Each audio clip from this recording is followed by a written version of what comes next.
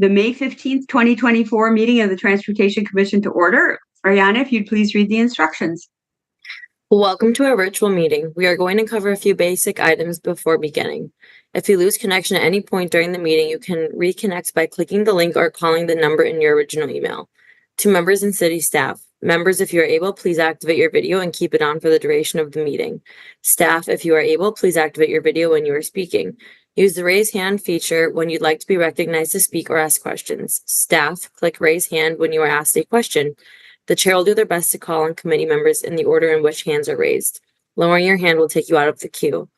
Members of the public who have registered to speak, the name you entered in Zoom must match the name you entered in registration. You will remain muted until called upon. The clerk will tell you when your time is up. After speaking, a member of the body may ask you a question. If you need to share documentation with the commission, please send it to the email listed on today's agenda. Chair, the floor is yours. Thanks, Ariana. Aiden, if you'd call a roll, please. Sure thing. So Juliana Bennett is excused. MGR Govindarajan.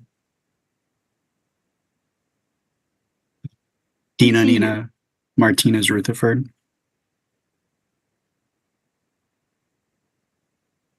Barbara Harrington McKinney. Present. Ann Kovich. Here. Robbie Weber. Here. Denise Jeffs. And here. Pepe Barros. Here, and I'm gonna restart my laptop because my video is not working. I'll be right back. Okay, thanks, Pepe. Darren Wozniewski.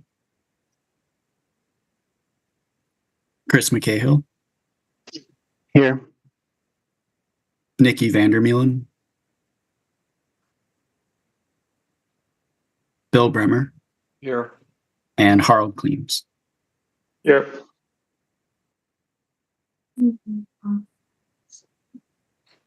Okay, Bill, it looks like you're able to vote again tonight with the other folks that we have missing. And we have a quorum. So everybody have an opportunity to look at the minutes from the last meeting.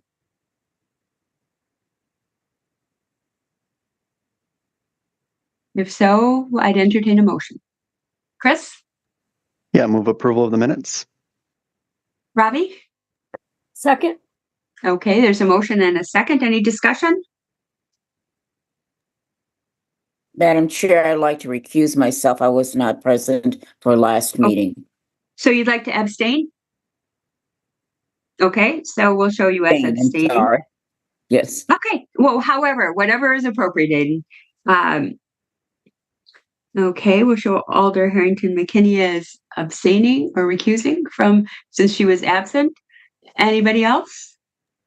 Otherwise, Yep, and it's Denise. I'll also abstain because I was not present. Okay. And then let me just check we need 5 votes to approve. So I will also, let's see, let me just check that really quick. So we have Alder Harrington McKinney abstaining and Denise abstaining. So 1, 2, 3, 4, 5. Okay, I think with everybody else, we still have the votes necessary, and I would vote in favor as well, Aiden, if you need it. So anybody else wishing to abstain or vote no? Okay, we'll show everybody in support and approving with Alder Harrington McKinney and Denise just abstaining. Okay, thanks everybody.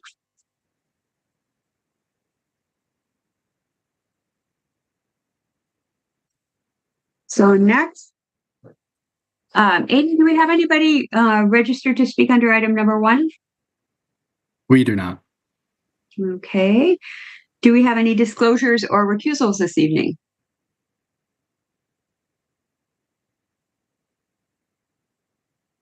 Okay, seeing no hands. We'll move on to the consent agenda. Items 2 and 3 are proposed for the consent agenda as they're both very routine. Aiden, do we have anybody registered to speak for items 2 or 3? No, we do not. Okay. All right. Anybody wish either of the items separated from the consent agenda?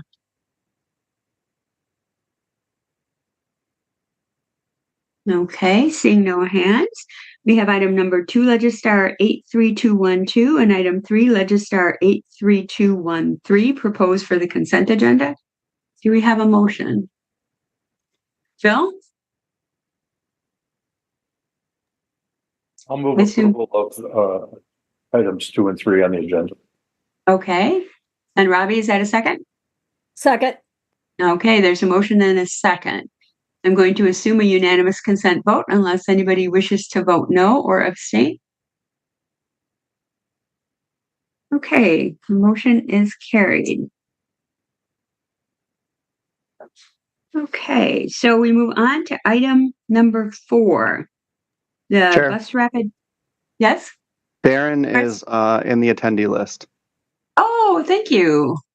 There he is. Ariana, could you please move Darren from attendees to panelists? Thanks for noticing that, Chris. Okay, so we have Darren now, and I believe I saw Alder Martinez Rutherford come in. There she is. There they are. Okay, so we have 1, 2, 3.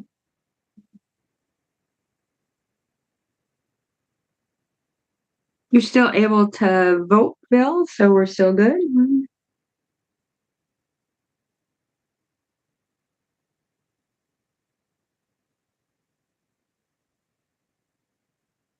Okay, thanks for noticing that, Chris. All right, so we move on to item number 4, which is the North-South Bus Rapid Transit Locally Preferred Alternative. Liz and Mike, I assume are you tag teaming this, or how are we going to do this? Yeah, we are going to actually split it up between a few of us. Okay, first let me ask Aiden, do we have anybody registered on this item? We do. We have two people registered. Okay, and they're both registered to speak? Yep. Okay. So what we'll do is what we will typically do, and that is to go through the presentation, then we'll hear from the public, and then we'll have questions and discussion. So go ahead. All right. Thank you so much. I'm going to share my screen. My name is Liz Callan. I'm a transportation planner for the city of Madison, and both Mike and Renee are on to also help with the presentation this evening. So we are going to present the locally preferred alternative and kind of focus on what we heard at the second round of public involvement and the feedback that we got and sort of the staff recommendations for responses to that feedback. So I'll just go ahead and get things started. So, before we get into too much detail, we want to start with, again, focusing on the why of this project. So why is this project important? Why, do we need to invest in bus rapid transit along Route B? So this route, again, will provide rapid transit service to an additional 53,000 people, in addition to those that are already going to be served by the Rapid Route A, an additional 40,000 jobs, a whole slew of important destinations along the route, including 43 schools and childcare centers, 10 grocery stores, hospitals, clinics, lots of affordable housing, lots of important sort of essential jobs that people, are providing essential services to our community. Improved accessibility at stations. So those new and improved stations will have additional accessibility components that current bus stops do not have. Safety improvements along the corridor. The route will be within walking distance, or I should say stations on the route will be within walking distance of 14,000 lower income families. And it's an opportunity for Madison to leverage millions of dollars in federal investment. We also think it's a really important commitment to equity in the community to have, the city invest in this specific route where about 40% of people who live within walking distance of stations are people of color. And we also, I want to mention the point of kind of this necessity piece for bus rapid transit. We know the Madison area continues to grow. We don't have room to expand. We need to really think about how are we going to sustainably develop a transportation system that is going to be able to move a lot of people efficiently and in a dignified way and in a way that people are going to want to choose. So I think that, again, just kind of focusing on the why before we start getting into some of the details here. So kind of an update on where we are with the path to the locally preferred alternative. So in April, we presented to you all, as well as we had some public meetings and presented the draft locally preferred alternative. And that was developed based on all of the engagement that we had done so far, the engineering and analysis, lots of stakeholder engagement, and then we got feedback on that. So we'll talk a little bit about what we heard, and again, responses and recommendations based on that. And we are kind of in the process, or what you have had access to is an updated version of the report, which really didn't have any significant changes, but you also saw a few memos and a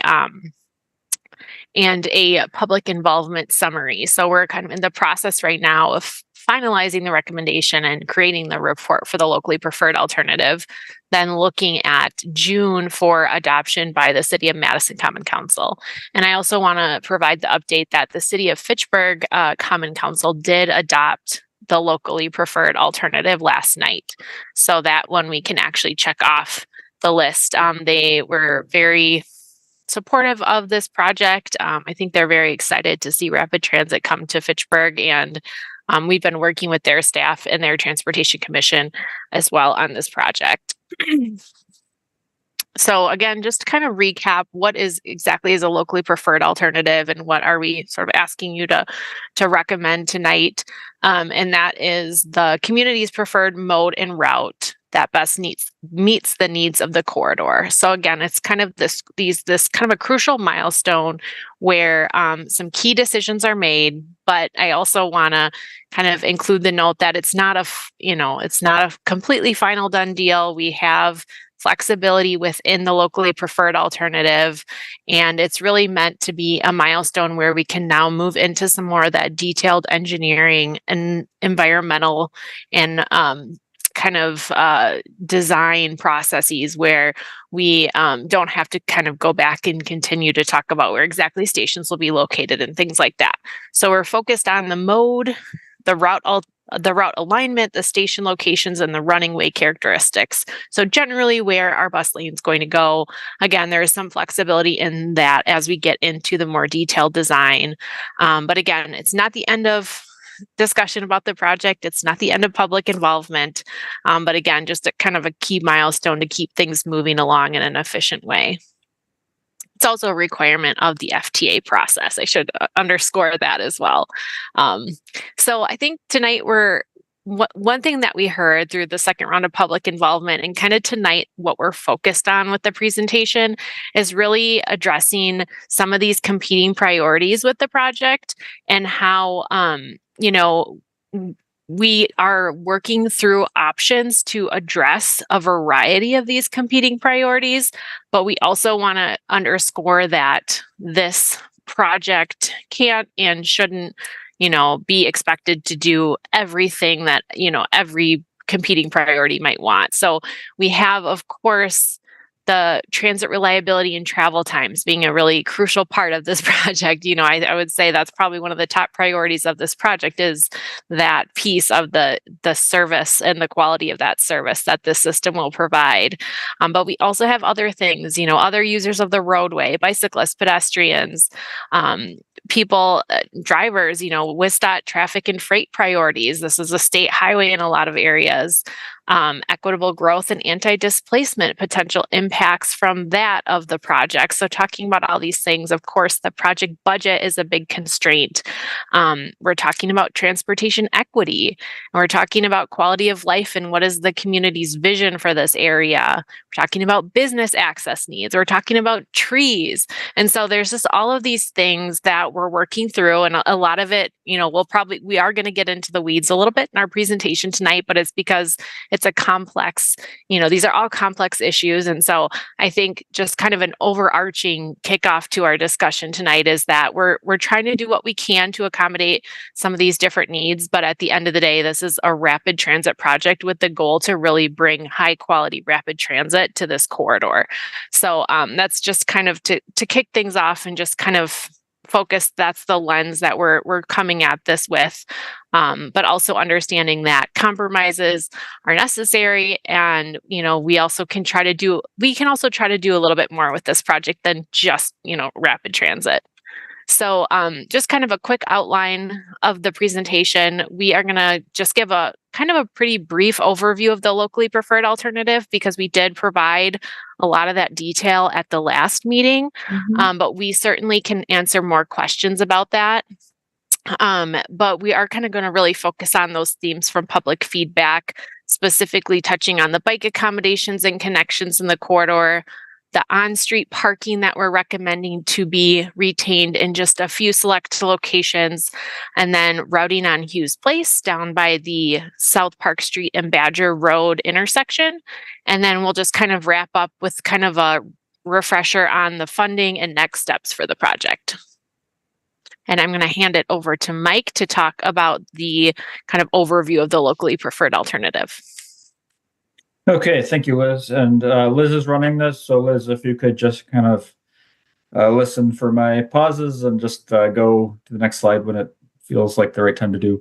So with the north-south bus rapid transit, similar to east-west bus rapid transit, we're recommending center running bus lanes on the majority of the corridor. And so I'd just like to review why we do that. So the benefits are more consistent travel times, because you don't have as many conflicts with vehicles who are using the curb lane, fewer conflicts with bikes, garbage trucks, delivery trucks, all that kind of stuff.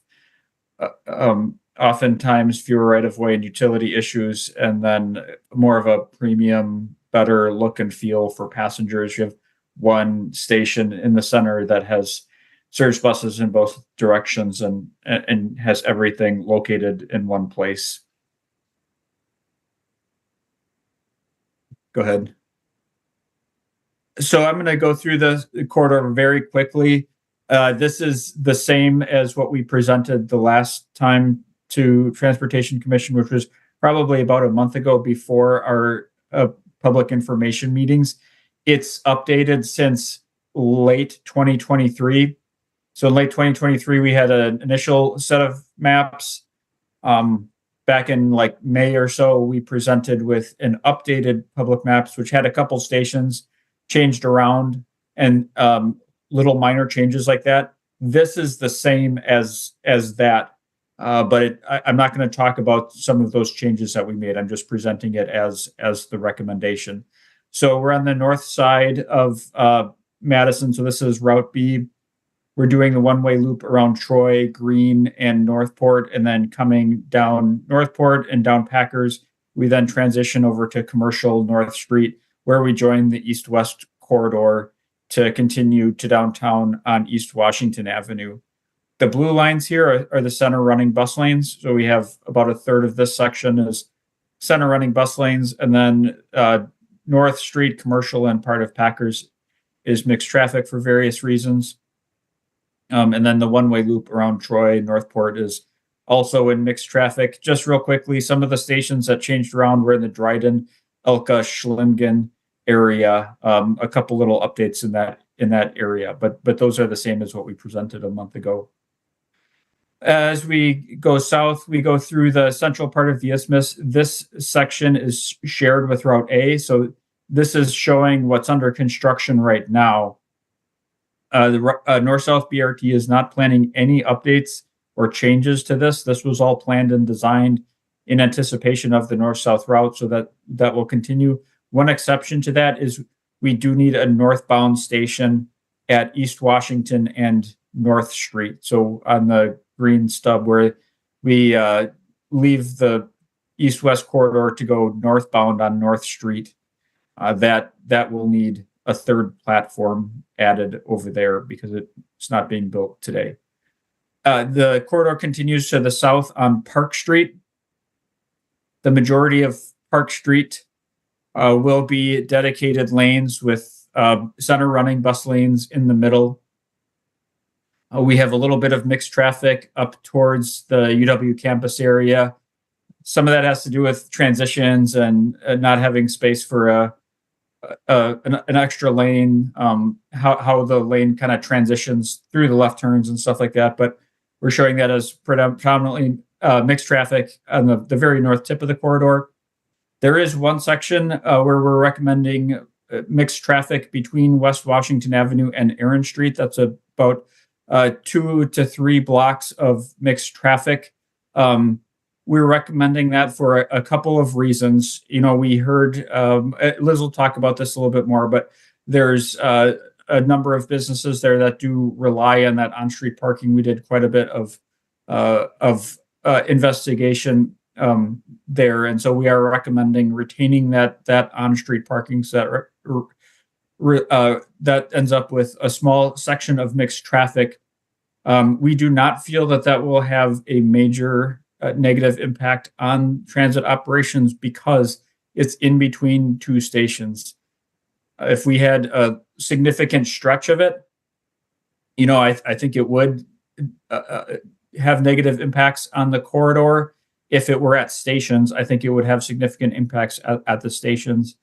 But as it is, we are recommending that section of mixed traffic there just in the southbound direction for 2 to 3 blocks. One other change was this jog between Hughes, Cypress Street, which is the short unlabeled street, and then going down to Badger. I'll talk about that in a minute too, but that was kind of a minor update between late 23 and last time. And then as we go into Fitchburg, we cross over the Beltline and go into Fitchburg. That again is predominantly bus only lanes in the center. We continue to recommend a small deviation at Cahill, Main and Caddis Bend because the neighborhoods are really centered up the hill to the west of Fish Hatchery Road. And then that short extension of Route B from Cahill, Main to McKee at Triverton Pike is actually the small street there. That's where we'll install our on-route charging and the southern terminal for the north-south BRT line. And then we hope to also have connections to an expanded local network of routes at some point down there as well. You know, one thing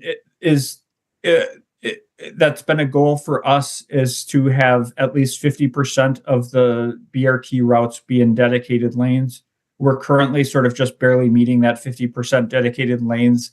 That does have some advantages from a technical standpoint with our application with the Federal Transit Administration and ongoing grant funding and things like that. But it's also just kind of an internal goal to have BRT really be BRT. So we're just over 50%. So we're currently meeting that goal.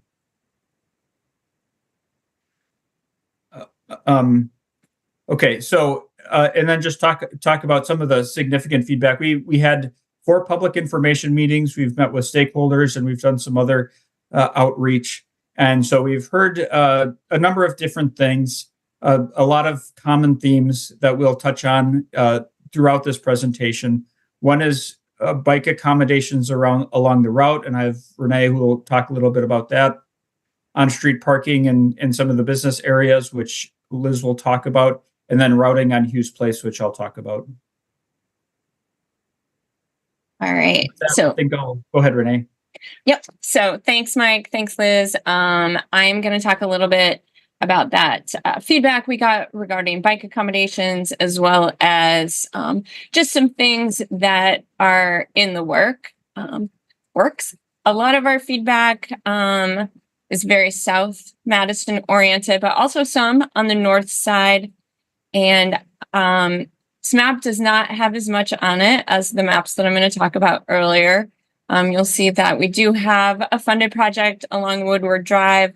We also have some pedestrian things that are happening that are not necessarily on this map. You remember with Green Ave and Knutson Drive, which was here, there's going to be some new sidewalks, a more urban layout, an attempt to do some traffic calming.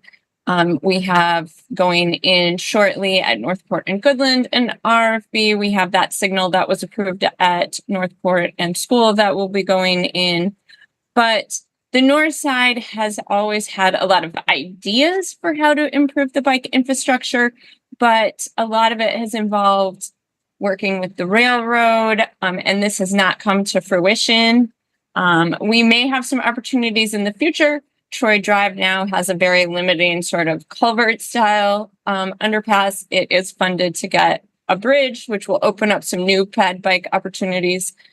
But we have decided that this is an area that just needs a lot of focus and community engagement. We have some ideas. So we are going to be applying for one of the Active Transportation Infrastructure Investment Grants. This is a new federal program. They have put most of the funding into sort of that planning and design category. They only think they'll fund a few actual projects. So we see this as a great opportunity to work with the community to figure out what are some realistic projects to improve bike access on the north side. So I didn't want to put together a map because I feel like this is something that we really need to dive into deeper. We need to find those and we need to get those designs so that we can start applying for funds and get those done. But the railroad corridor feels like we're not going to wait any longer. We're going to take this on now. So it's definitely on our plate to address this, but this map isn't showing what that solution will be. It definitely will be something that we need to find the funding for. It's BRT is not going to improve the situation necessarily for biking, but it isn't really, it's not changing the current situation. So we know we need to address that. So that is in the works. I'm going to talk primarily a lot more into the weeds about Park Street. Park Street is obviously, it is also a WSDOT highway. It is on the NHS, the National Highway System. So what we do, we have to do collaboratively with WSDOT. So we can, we have to also find some solutions that work for both parties. Also, I think you're pretty aware, the budget that we have at this point is going to reconstruct Park Street from Badger to Fish Hatchery only. So that's where we can see the biggest change for the better. So in thinking about that Badger to Fish Hatchery segment, we've looked at some things. I think on-street bike lanes is something for a road that has this level of traffic volumes is going to serve a very narrow part of the constituency. It is not that all ages and ability that we would want to see. It is going to have some use, but it's not going to be what we really need to see. It's not the kind of facility that, when we talk to people in South Madison, that they would really see a lot more people wanting to use. We also have a second concept here at the bottom, and it's different than anything that we've traditionally done. It's saying, okay, we don't have an unlimited space. This isn't an ideal scenario. So maybe we could have a facility that's smaller on each side of the road. Some ideas were thrown out that you would mark it as one way for bikes and then pedestrians would move both directions. Obviously, it has some positives, right? Knowing that people have destinations on both sides of the street. A downside is definitely the desire to increase the tree canopy in this area. This does narrow that space a little bit. And so that, it's already pretty small. We know, a higher quality sort of vision is to have some good trees. Also, there are some constraints, as you get to some intersections where it could be a little bit narrower. So there's some design flexibility issues throughout the entire corridor. But I think this is interesting. It's not what we're recommending this evening, but something that we have given some thought to as to how something like this might work. Right now, our recommended option is much more of a traditional approach with a 5-foot sidewalk on one side, a shared use path where it could be 8 feet. It might be a little wider in some sections, depending on kind of the total right of way and if you're at a BRT station or not. It is still not the ideal width of a terrace. It's still pretty narrow. As you can see, we have around 5.5 feet in some locations, but we feel like there's a little bit more opportunity to get some trees into the corridor. Park Street is kind of a moderate priority for trees, but adjacent to areas that are high priority for trees. And I think when you think of a really good pedestrian environment, obviously you are thinking of a tree-lined area for shade in the summer. And just to give a more of a feel of you're in a certain place, you're in a neighborhood. So that's definitely something that we considered in our final recommendation here. We had a lot of questions about west side of the street forward path versus the east side. And part of that's why we came up with, some discussion around having a smaller facility on each side, maybe marked for one-way travel. We did end up with our recommendation on the west side. The population is fairly even distributed from a residential, but we do have 22 driveways on the west side, which is a little bit less. As you can see, there are a lot of kind of destinations on that west side. Library, the Black Business Hub, the elementary is on the west side, Madison College. Also, the road network on the west side isn't quite the same as on the east side from a connectivity point of view. So the recommendation is for that west side. I also want to mention, I think everyone on this committee is probably pretty aware, crossing Park Street is definitely one of the challenges. And if you people need to go back and forth, whether they're using that path, if they're walking. So this shows that there are a number of stoplights through this corridor already, and there will be the recommendation to add 2 additional ones through this corridor. Both are places that currently have rapid flashing beacons in place, but this would be upgrading them to a full signalized intersection to improve that crossing even more. All right, now I want to talk about the next section, that West Washington to Fish Hatchery. Lots of comments came in about this section as well. And this is a section that there is not a planned reconstruction with bus rapid transit. Obviously, in a full reconstruction down the road someday, that offers different opportunities to make additional changes. But this is a corridor where, particularly in certain areas, the buildings are right up to the sidewalk already. There is not a lot of setback for many of these locations. Currently, we have a parking and bike lane along this section, but it is pretty narrow by modern standards, even for a shared parking and bike facility. Now, we're going to talk more about off-street parking later, but I'll just mention, like, these buildings are older. They don't have a lot of off-street parking. So these are all considerations as well in this area. So we'll be talking a little bit more, but if the parking is retained in this section from West Washington to Erin, the current bike lane, which is not the best bike lane, but it will remain as is under that scenario. All right. So I'll go over this pretty quick, but this kind of shows you, what are the bike facilities right now. We have some existing on-street. We have some paths already. We have some bike boulevards in this area. And then along this corridor, we kind of have a bike parking lane. Sometimes it's a bike turn lane, bikes and a turn lane. Sometimes it's a bike and bus lane. But it is kind of what we call an auxiliary lane that bikes use, but it is obviously kind of that lower standard of, yes, there's access, but it is not ultimately what we would like to see.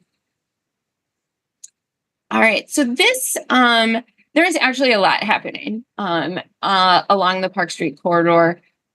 We have the South Madison Neighborhood Plan, which is not very old, and we have begun to do implementation of that. So we have a number of projects that are funded and will be constructed in the next year or two. And we just wanted to highlight some of that work that's going on because we're not starting from ground zero in trying to improve, also providing some alternatives to riding along Park Street. So later this summer, we're going to have traffic calming that was approved some time ago and tested on Fisher Street, filling a gap on that sidewalk. Down the road on Hickory, it shows a bike boulevard connecting up to Olin. That's a reconstruct that's coming in a couple years. We just recently improved the bikeways project up on West Lakeside to Van Dusen. We have bump outs coming along South Brook Street on the west side, further up. And we continue to work through the railroad crossing approvals to get the Cannonball Path. So there is already, some momentum to make some improvements in this corridor that have been funded, that are either slated for construction or are in the design process. We have some things happening down on West Badger as well to provide some, connections further south. So there is a lot of momentum already that could also then that path along Park Street would complement. And also some thinking, as you go north on Park Street, there's a few things happening that we can build upon. All right. So we want to talk a little bit about that northern section. We know that it is not the best facility right now. There's not a budget through Bus Rapid Transit to reconstruct this section. So one of the things we know that as you're going along the South and West Shore Bike Boulevard, if you want to get up to that West Washington Park Vilas area, it's just a cul-de-sac. It has some steps. It has some sidewalk. It really doesn't have a connection that works well for biking. Yes, you can go up onto the sidewalk and kind of wind your way around. You can jump off, walk up the stairs, but it's very awkward. And if you're coming the other direction, there isn't a natural place to get on as well. So this is on the left here, just kind of an example concept of how we might widen out that sidewalk to provide a transition. If you are on the bike boulevard along West Shore, how you might get up and get back onto Park Street headed north at this intersection or go into the Greenbush neighborhood just to make that transition work. We have been just looking at some concepts that we could do. On the right-hand side, we don't have a concept driven that we have made, but we have been kind of working out at Fish Hatchery and Parr how you could make that transition from a path on the west side down Parr to make a safe transition onto the bike boulevard to reach your final destination along there. And then as you can see at the top, then you could go into Brittingham Park or make that connection over to Vilas or continue north on Park Street where the bike lanes will remain. Then we've been taking a look at Brook Street as a possible other connection. Brook Street, we already have programmed for a couple of bump outs and just thinking about how can we improve that corridor, which does have some bike trips on it now and would provide really good access to the businesses. Recently, actually, the last meeting, we did also approve some bike lanes along Mill Street by St. Mary's Hospital, some things like that. So we have a little work to how do you get from Park across Fish Hatchery onto Brooks, but we think that's something that can be solved and that some improvements along Brooks, maybe some further improvements along Mill Street can kind of meet the needs of people who are going west along this corridor, who would like a better facility and still have access to the businesses along this section and the residences. So this is kind of the busiest map, probably ever, but it's kind of showing that if you take what we've already approved, and is either going to be built shortly or is in design, add in a few of these other improvements, really talking about changing the nature of access to and from South Madison along this corridor. And people will have a lot of different ways that they can move through this. And I think it really reflects a lot of what we heard during the South Madison neighborhood planning, where people said, we really need better transit.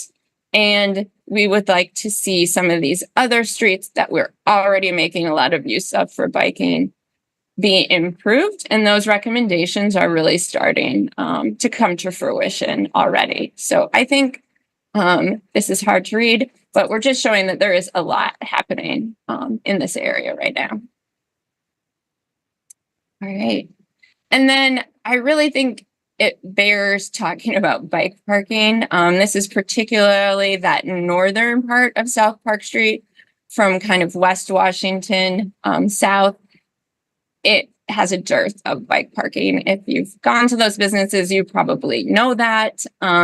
It has virtually no terrace space for our typical bike parking. And I think there's some opportunities along here to add some curb bump outs so that when you're coming up on the intersecting side streets, you're going to have a place to park your bike that doesn't exist. There's a little bit of parking, not very much. Not a lot of those buildings have space even for bike parking behind them. And the ones that do, people don't really know it exists. It's maybe used primarily by employees or people who are living on the second story. So I think this is a critical component also of providing this access, is having a spot to park your bike that just isn't in existence right now. All right. And with that, I'm going to turn it back over to Liz to talk more about the parking discussions. All right. Thanks, Renee. So going into talking about on-street parking, we, during the first round of public involvement, we heard a lot of concern about eliminating on-street parking on Park Street. And so as a result of that, we went out and did some additional public engagement in this area. And we also did some parking counts. There's a memo posted on the Legistar that kind of gives more detail on our process. But, as a result of hearing a lot of discontent, we went out and talked to a lot of businesses who didn't actually have, a lot of them hadn't actually heard about this project. So we, got that feedback, and we learned that there are a number of businesses that are, first of all, they're small, independently owned businesses. There are several minority-owned businesses in the area that we're specifically looking at that really do appear to depend on the on-street parking. Talking with them and also looking at parking counts, that's what we're seeing. And they also don't have really good other options. And I'll talk a little bit more about kind of our conclusion of that. And I think, I think people are aware that right now we are right now recommending that these select areas retain on-street parking. But I also just want to note that in the second round of public involvement, which I think many people are also aware, we heard a lot of feedback on the other side of that discussion. So a lot of concern about retaining on-street parking and what does that mean for the BRT system, and how does that fairness all shake out and all of these questions. So another thing I want to note is, I just want to underscore again that right now what we are recommending is that on-street parking remain just in these yellow areas. And I do have another slide that shows a little bit more about what that looks like specifically. But that the retaining of this parking would result in the bus being in mixed traffic just for the 3 blocks southbound. It's really 2 to 3 blocks southbound between the Vilas and Aaron Street area. So the northbound side where we're looking at retaining parking here would actually we'd be able to do this right now. We think we can do this without eliminating a bus lane. So just wanted to make sure people are aware of that. And I also want to note that we are also looking and planning to begin a curb management plan in the coming months. In the next few months, we're looking at starting that process. And so we, as part of that, we will be kind of developing a more clear process for curb management, more of a policy that then we could use to explore changes to parking on side streets. And I'll talk a little bit more about side streets, but I just also want to mention that effort as well, because I think there's obviously a lot of tie-in here. So again, what we heard from businesses, and I will say we had a few very loud voices coming kind of at us about the parking, but we also talked to several other businesses who really weren't quite as outspoken, but did have, pretty serious concerns about losing that on-street parking that they've been essentially used to using for decades. A lot of them had, what they, described as very real concerns about business survival. They discussed things like challenges with side street parking. We asked them questions about how people get to their business. How do their employees get to their business? Where do they park? Where do they have deliveries? All of these kinds of questions. And we had feedback about, kind of this transportation and neighborhood identity question. Is Park Street a mobility corridor, or is it a place for businesses? And I think we can agree it's kind of both, I think. And, generally we did have, businesses that were, willing to, compromise. They said, if I could keep one or two spots for my delivery truck to come, for example. And overall, businesses were supportive of the BRT project. But just kind of wanted to describe some of that feedback before we kind of get a little bit more into what we're recommending. But I also wanted to list some of the businesses that really are the ones that are adjacent to the areas where we're recommending on-street parking be retained. We've gotten some questions about whether or not there really are minority-owned businesses. And so this is the list that we have based on the information that we have about these blocks that we're looking at. We do believe that's somewhere around 25 to up to 40% minority-owned. We don't have demographic data about who owns all of these businesses, but this is the information that we do have. So we just wanted to note that. And a lot of these are restaurants. So I think that's another thing I just want to point out is that we have talked to several restaurants who have expressed to us that it's a thin margin that they're riding on, and they do have some real concerns about what this would do to again the market with picking up a lot of orders and things like that. And we also did engage our Office of Business Support here at the city. And so we also worked with them, and they were supportive of this recommendation. But again, we'll talk about that more. But what exactly we are recommending as far as how that parking would be retained on the northern part, so on the southbound direction between Vilas and roughly Aaron Street, the part that we are not reconstructing the road, the concept is that the transit lane would end at Vilas, and then the transit vehicle would utilize a queue jump signal to enter into a mixed traffic lane, and again have that priority to travel the about 2.5 blocks down, and then enter into another dedicated transit lane just north of Aaron Street, again moving in the southbound direction. And that would allow this existing parking lane and this 3-block stretch to be retained. And again, the bus traveling in mixed traffic here, but again on the northbound side, retaining that bus only lane that would continue throughout this corridor. So that is right now the concept for this portion. You can kind of see some of the businesses here. And then north of Olin Avenue, so in the area where we're looking at retaining it in the northbound direction, this is in front of Taqueria Guadalajara and the Oriental Shop. We are looking at retaining that parking and potentially a loading zone here, while being able to continue to have the bus in a dedicated lane, by narrowing the median. And then further south, providing a small loading zone for the couple of businesses here. Again, that's traveling in the northbound direction without affecting the bus lane.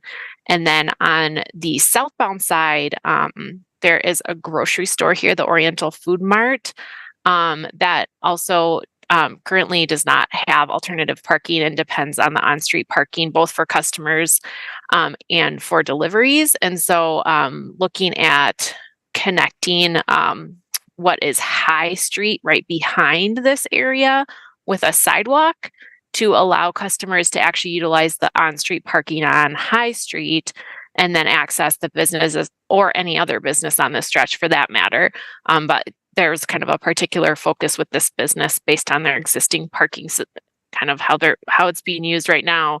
And we're able to do that because this is a city-owned parcel that is planned for redevelopment and actually has been talked about as part of that redevelopment is actually having that sidewalk there.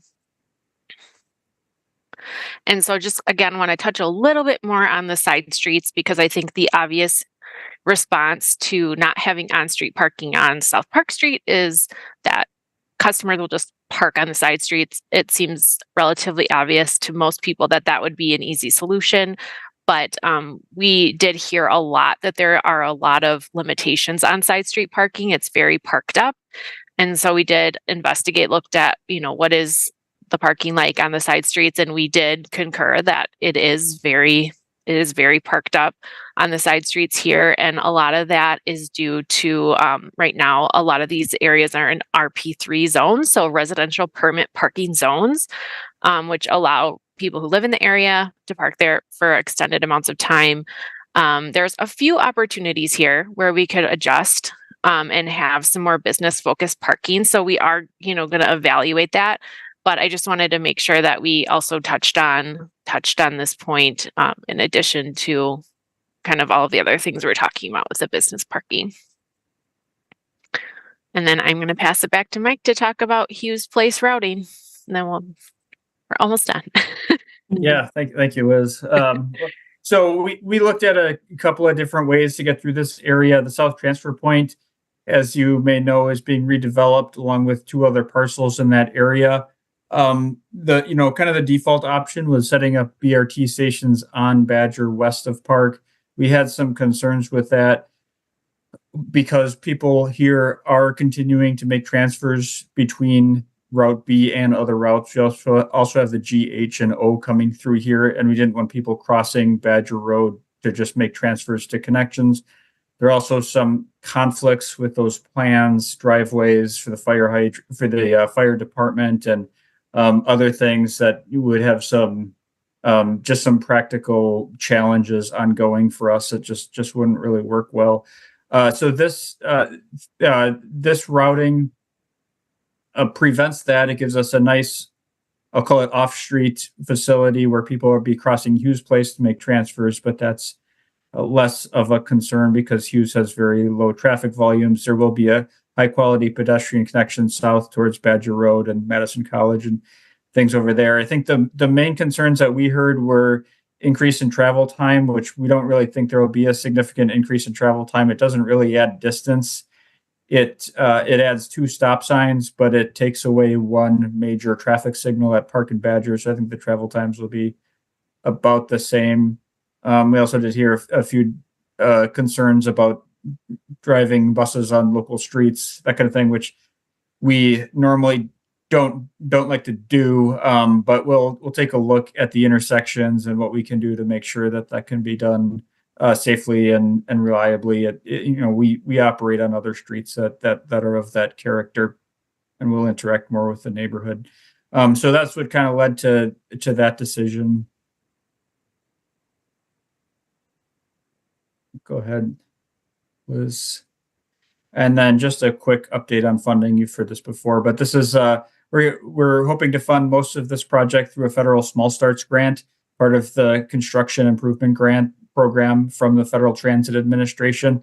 We think we can get a little bit more of the project funded than we did through East-West BRT. The maximum is 80%. We have some funding from state of Wisconsin and also our partner in the project, City of Fitchburg. So that'll help. And then on the operating side, there's not going to be a significant change because it's the service pattern was already essentially set up through transit network redesign. So next steps, going through the LPA process here and at council at June 4th, I believe, that will solidify these decisions so that we can move into the next step of planning, environmental review, and design. Again, this gives us the confidence to move forward to start doing the preliminary design, knowing that the stations will be where they are. We can survey the sites, and we can kind of take those steps with some optimism that we're designing the stations in the right places. That does take several years. As you may have noticed with the East-West project, we expect construction to be somewhere in the 26, 27, 28 timeframe, with service opening probably closest to 2028, maybe 2027 in an optimistic schedule, but I think probably more likely 28. We have a website, madisonbrt.com. brt@cityofmadison.com is our email address. So just to wrap this up a little bit, I'd like to just make some points. We're excited to extend these improvements to the north and south sides. We're making a significant investment in the east-west corridor. These are also some very deserving corridors, north-south corridor with good neighborhoods, people that deserve this investment. Route B is emerging as one of our very high ridership routes since we increased the frequency and directness and the access to campus and some other things. It really has emerged as a route that needs investing in and is worth investing in. We feel staff here feels pretty confident about our recommendations for the routes, the stations, and most of the running way. I think you saw we kind of glossed over that. Because I think, when we did our public information meetings, we got pretty good feedback on the changes that we made. I think we heard some things and we adjusted, and I think we are pretty confident that the station adjustments and other little changes were in the right direction. So that end, we spend quite a bit more time looking at things like the parking on Park Street. As Liz mentioned, we tried to balance the many needs along the corridor, the public and stakeholder input. In this case, we found just a very complex set of needs. There's a lot of needs on that particular section of Park Street, and particularly in this case around the restaurants. We just found that the way that they're using the parking and the small restaurants are probably relying on that parking, particularly the pickup and to go orders, and the people who are maybe looking, well, I can go anywhere, but if it's convenient, if it's inconvenient, they might choose somewhere else to go. So that's kind of what factored into our recommendation on the parking. It's a little different environment than other corridors. We've had similar conversations about State Street and East Washington and other things, and we found that whenever we look at a different corridor, we just find unique characteristics, and that was the case on this one. We also spent quite a bit of time looking at the bike facilities, as you could tell from the very in-depth analysis from Renee. We got a lot of feedback on that. We understand that there are a lot of unmet needs in the corridor, particularly some gaps that we are just simply not able to address with the BRT project, but we're trying to do what we can do. We're trying to bridge the gaps with better connections to the local street network and that kind of thing. Some of these are just they're major issues that will need to be fixed with bigger projects that take a little time, like some of the paths and roadway reconstruction projects that just aren't part of this.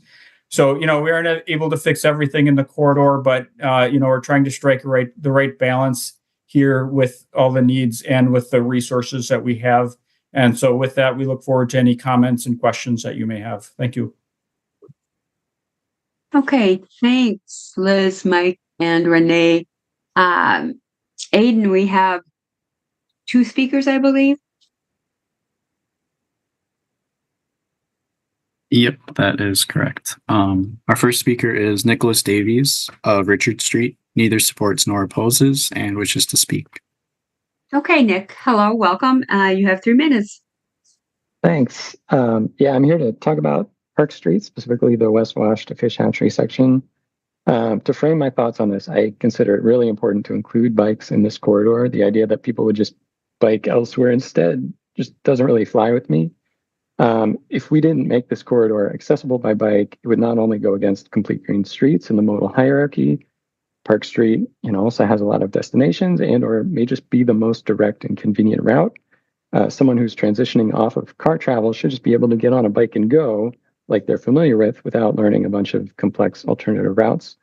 And it's unfair to expect those for whom distance matters more in terms of time and effort to go the long way around. So while it's not ideal to put BRT in mixed traffic, I think it is better to have cyclists riding alongside highway traffic instead of in highway traffic, which is realistically the alternative. So hopefully with signal priority, a BRT vehicle can get through these sections ahead of that mixed traffic. With keeping street parking in place, I think there's a couple specific changes we should make. We should include a bike rack per block. These building frontages really aren't designed the way that we would approve of them today in terms of bike parking. And there isn't room to add it at sidewalk level. So people end up locking to random poles or parking on side streets or just not stopping at these businesses. And this afternoon, I sent an example of how other cities have added this parking in the parking lane. Putting these racks on bump outs would also work really well if the budget allows. And this would help bring more customers to these businesses. And it could also make this more of a parking lane, even at times when it's underused by car parking. And I also think we should include accessible spots per block to ensure better availability for those with mobility limitations. For most people, parking at the front door of a business is a luxury, not an entitlement. It's a limited supply, and if one person takes it, others physically cannot. This is an inefficiency of car travel where a bike rack allows a bunch of people to park by the front door. So parking down the block or in the next block or around the corner or across the street, these are things that people should have to expect to have to do as part of driving to their destination. But there are, individuals for whom parking close to the destination is more important. And the parking that we make available here on public property for the public good should be allocated equitably and inclusively. And lastly, I want to tie this into TDM. The city established the TDM program because it's really not practical for businesses to scale up and have their employees and customers and everybody arriving by car. And how I interpret this feedback from Park Street businesses is that they're struggling with their own footprint on the transportation system. But because these businesses were established before TDM went into effect, the city isn't requiring these businesses to minimize and mitigate their transportation impacts. And so these business owners don't see it as their own responsibility to do so. But the city's standard list of TDM strategies is out there, and these businesses could probably find some strategies on that list that would work for them and that might help with these problems. So thank you. Thank you. Does anybody have a question? Any member or alder have a question for the registrant? Okay, see no hands. Thanks, Nick. Who else do we have, Aiden? Next, we have Craig Weinhold of Dartmouth Road, opposes and wishes to speak. Welcome, Craig. Thanks. Go ahead. You have 3 minutes. Yes, hello. Thank you. I cannot speak better than Nicholas Davies just did. I'm also calling about that section of the road between West Washington and Fish Hatchery. It's been a bike route for as long as I can remember. It's never been a great facility. It's never been all ages and abilities, although half of it is intended to be and is on the map for complete green streets. But the route works, and it is by far the most efficient way to get from Memorial Union, Lakeshore Path, and Fitchburg or the South Side. The street parking concept that Liz described tonight with the buses jumping ahead, that seems fully compatible with extending those auxiliary lanes for the full 6 blocks. It's a short section. If they can do 3 blocks, I think we can probably do 6, at least in the southbound direction. Northbound, obviously a little bit tougher. My point is, we've been on this section for a long time. It's a key connection in the city, and I would very much hate to lose it. I see the people who use it. Yes, it's not the majority. It's only about 6 or 7%. I did send some emails in. I hope people can take a look at it. It includes some bike count information for the different north-south corridors. But the people who do use South Park are using it for a reason, and they deserve to continue being able to use it. Thank you. Thank you very much, Craig. Does anybody have a question for the registrant?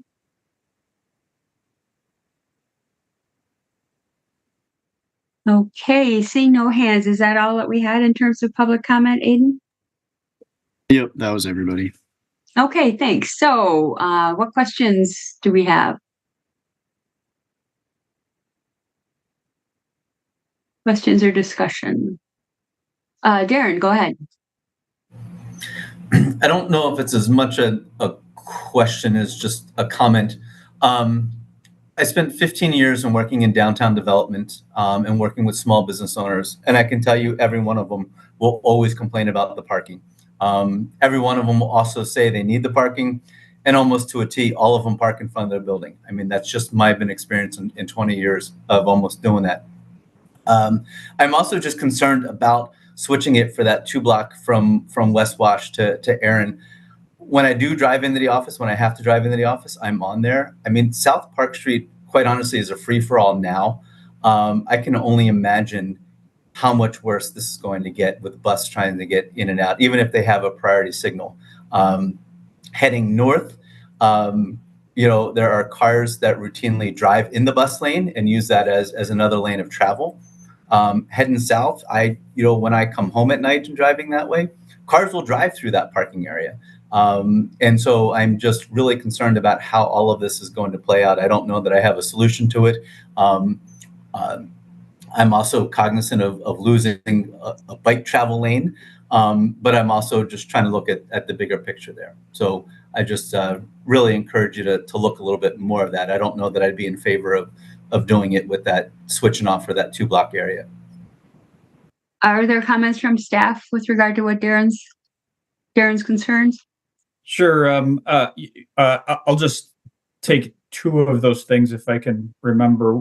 One is, I think, our metro operations. I think because we are not at any stations, that those 2 to 3 blocks fall pretty conveniently between stations. It will be a lesser impact for us. I think Liz has some drawings here, but the queue jump will help. The fact that we're just moving through the area will help. And then as things fan out at the end of that stretch, actually in both directions, when we get to Erin Street, we'll have a bus lane that we'll just pull into. So, if there are delays, coming up Park Street, backing up from north from Erin Street or south from West Washington, we'll get stuck in there a little bit. But, we have a 15-mile corridor and roughly 7 miles of it will be in mixed traffic. This is a spot where we definitely like to have this bus lane, but it's really not a deal breaker from our perspective, from our metro operations perspective, from a higher level perspective. I don't know. The other thing that I think you mentioned is cars driving in the parking lane, and that is something we noticed as well. One thing that we noticed is there's a lot of parking in this corridor, and a lot of it is not used at all. And so, although that's to some degree parking and it's to some degree a bike facility, it's often just treated as a third car lane because the demand for parking in this northbound stretch, for example, is so low because all of the businesses have off-street parking the side streets have parking. The businesses are less dense. It's oftentimes you see an entire block with just nobody parked there. And so the entire lane is essentially just a car lane. And so this design will help define the lanes more. It will use that space better because those parking areas that are currently going unused will be able to be converted to a bus lane. So we hope that this will provide a little bit better definition and not have that situation where you have basically an unused parking lane and people just treat it as another drive lane. Yeah, and if I can jump into thinking about the southbound travel, that is a place where we've considered having bump outs, right? And then driving in those parking lanes, that changes the nature of that if there are bump outs leading into them, and defines them better as a space that is not for driving. Of course, we've held off on that type of a change until we know if that makes sense, or if what's going to happen in that area. And definitely I understand what you're saying and about the parking, and it's frequently the business owner who's making it. I think we can make some changes here. There are definitely, we would need to, at some point, we have to figure out what to do with food delivery if this were not a parking area, because this is a huge area for pickup of food. That's the nature of the modern era.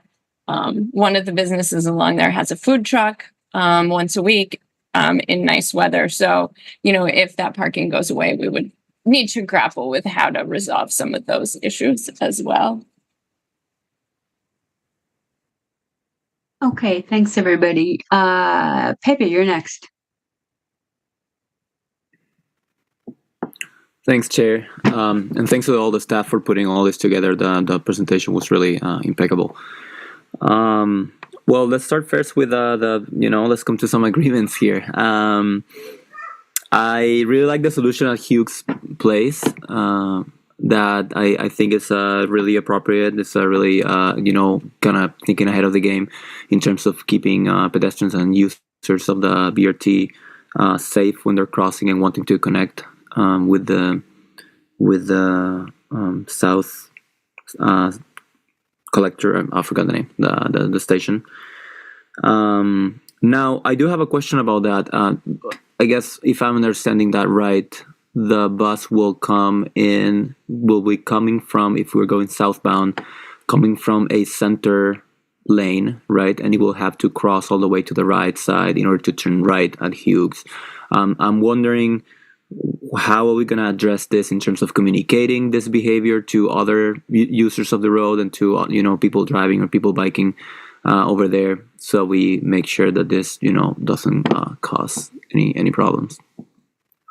Yeah, so actually, what we'll probably do is we'll make the right turn from the left lane. So we'll have a special signal phase, basically a queue jump that will have us just go all the way over in one phase. That's not to say that we can't transition from the left to the right. I mean, we do that all the time. East Washington is 3 lanes. And so if we make a left turn, we have to go over to the left. And if we make a left turn on, we have to go to the right. So we do those things. And, so do many other vehicles on the road. But in this case, because we have the ability to do this, we will probably have a special signal phase where the southbound right will go in at the same time that the eastbound left turns will go. And so that'll be just a dedicated phase for the bus. Oh, excellent. Okay, yeah, I guess I didn't think of that solution. That sounds pretty smart. It'd be cool to see it in action, see how that works. Thanks for that answer. And then if we could come back to that segment, between West Wash and Erin Street. Of course, I have some thoughts about that. First, one thing that called to my attention was that area seems to be the one that has the most vehicles per day in the graphic that was shown for a sec. So that exact section seems to be an area where a lot of the vehicles are coming into one place. Having, I think if I remember well, it was 47,000 measured.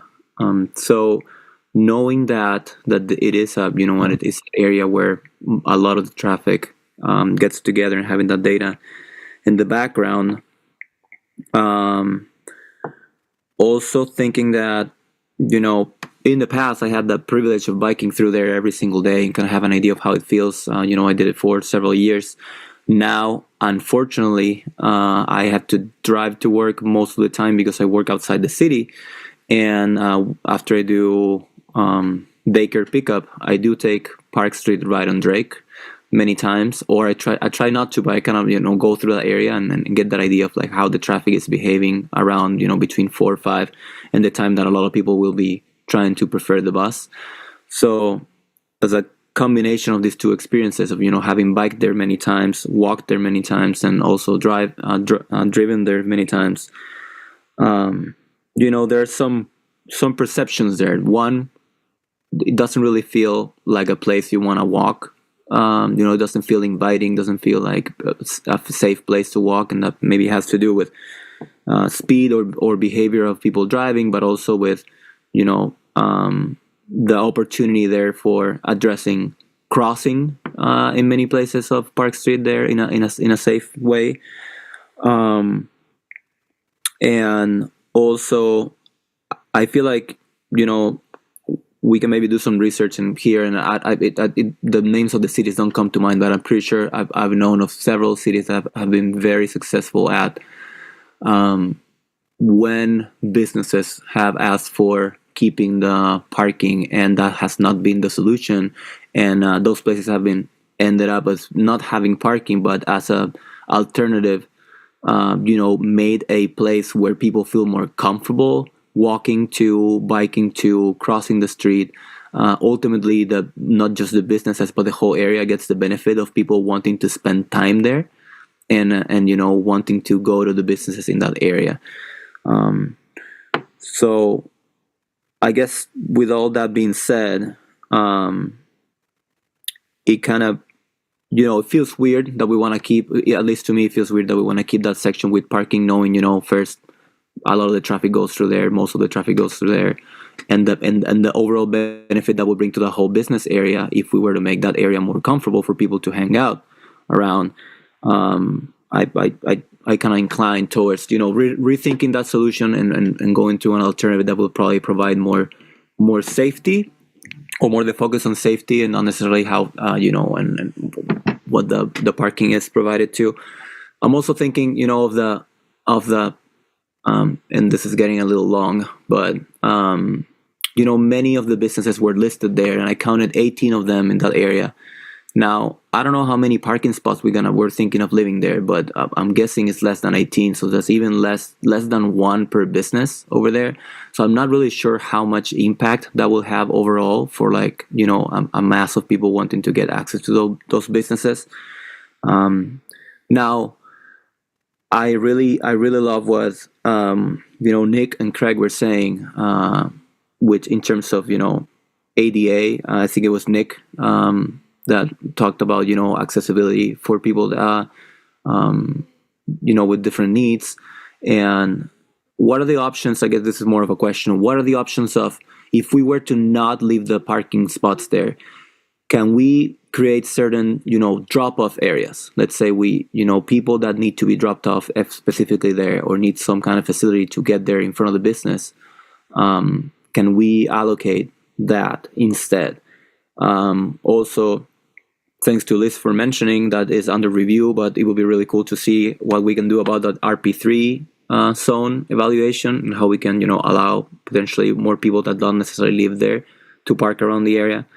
And what can we do to address safer crossings in that area of Park Street? Because knowing that nobody or not a lot of people are using the northbound parking, in my mind, that is happening because there's really not a lot of it's not safe to cross from north to south.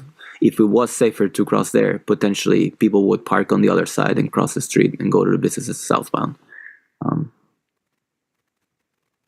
Okay, there's a lot there. I'll start, and I think I'll probably rely on some other staff to help me out here. But One other thing that we kind of glossed over is you mentioned kind of the feeling of safety and security, and just pleasantness of walking on Park Street, particularly on the west side where many of those businesses are and where people are going to have,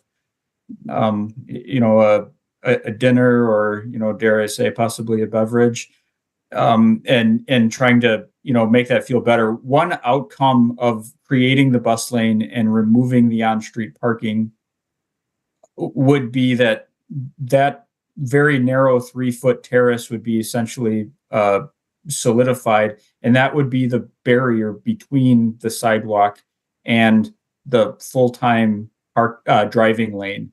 So right now, the parking lane and bike lane to some degree provides a buffer.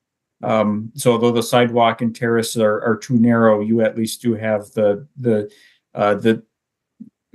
parking as a buffer. And that parking lane is, it's 13 feet. It's possible that at some point, we could find a way to use that space better or to widen the sidewalk somehow. I don't know, but it's kind of outside the scope. But I think that's one thing that influenced our decision as well, would be having that traffic so close. The other thing I'll mention is there are about 7 to 9. I'll just round it up. I'll say there's about 10 parking spaces per block on these 3 blocks. And yes, you're absolutely correct that there's roughly 1 parking space per business. I think we found that the number of parking spaces wasn't necessarily what was important. It was the fact that it exists, because it's not that all of those restaurants or businesses are using one space. It's that a couple of them are really relying on them, and it seems to especially be the restaurants. And I think the feedback that we got from the business owners was not entirely proportional to the needs that they were relying on it. But when we went down there, I think we got a pretty good picture of it. And I think it's particularly the restaurants that are probably running on pretty thin margins. And, you say, yeah, well, that there's 1 car parked in front of their restaurant. They don't have 1 family in the restaurant. Obviously everybody else either walked in or parked somewhere else or whatever. But, losing that 1 family and their check, that may have been their profit margin for the night. So I think that is kind of critical to what we took away from it. And there were some other things that you touched on, which I cannot answer as intelligently. So maybe Tom, Liz, or Renee can help me with anything else that comes to mind. Okay, Tom has his hand up, and then Renee, I'd love to hear from you on pedestrian safety, and certainly Liz, if you want to weigh in as well. Tom, go ahead. Thanks, Mike. Yeah, and I'm actually Mike gave a very good explanation. I'm not so much going to answer the question, but more characterize some of the businesses. Sometimes I can get salty about businesses that want parking, right? And oftentimes those businesses are perhaps larger businesses that overestimate their clientele that comes by cars, the Staples or the Best Buys and those types of things. These, however, are more small businesses. Some of these small businesses are very able to advocate for themselves, and we can testify that we've heard their ability to advocate on how they need the parking. Some of these businesses are less able to advocate for themselves because they are not plugged in and they don't have access to the system as well. Particularly some of them, the more minority ones, so that they feel like they need that parking, but they, how do I want to say it? Different populations in our city have different abilities to access the system, and some of these businesses just aren't there quite yet. I think if you ask Liz, she was able to meet individually with them, and so she'd probably be able to give a little bit more context to that. So I just want to provide that as background information. Thank you. This is very complicated. I appreciate the discussion that's going on. Yeah, Thanks. and I can jump in a little about pedestrian stuff here as well. If I mean, I'm not going to be a huge advocate here for parking, but I do want to say that if you go walk in this corridor, probably the first thing you're going to notice is that there is a bike rack. It does have memorial flowers on it. It is somewhere where a pedestrian was hit by a car that entered onto the sidewalk, and unfortunately they were at the bus stop, so there was no parking in between them and being hit. So when you walk on this street, you realize that that 3-foot buffer, that's not very much, and you appreciate the cars that are parked between you and the moving vehicles. So I think we need to consider, what would we do, right? Like, how can we provide a better buffer between that, between the moving vehicles and people who are walking? Because I agree with Pepe. One of the things that would help the business the most, right, is making this a really great environment for pedestrians so that people, however they're getting there, are going to feel comfortable coming to those businesses, walking there, and things like that. I think the bump outs that we could put in would help shorten crossings, would also be a really good amenity, and could have a bike rack in it. So those, I think, would be a great addition, depending on what happens with the street here. So I think there are some things that we can do, but this is far from what I would consider a friendly walking environment, yet it has amazing businesses along this section that people want to walk and go to. There are always bikes parked along here. I've often looked at how can we get more bike parking, but it's like the smallest terrace in the world here. So I think, yeah, there are a lot of improvements in this corridor. We don't have a full reconstruction now to transform this in some way, but I think we have some opportunities to improve that, which is going to be the best thing for these businesses in the end as well. Okay, thanks, Renee. Liz, did you have anything else to add?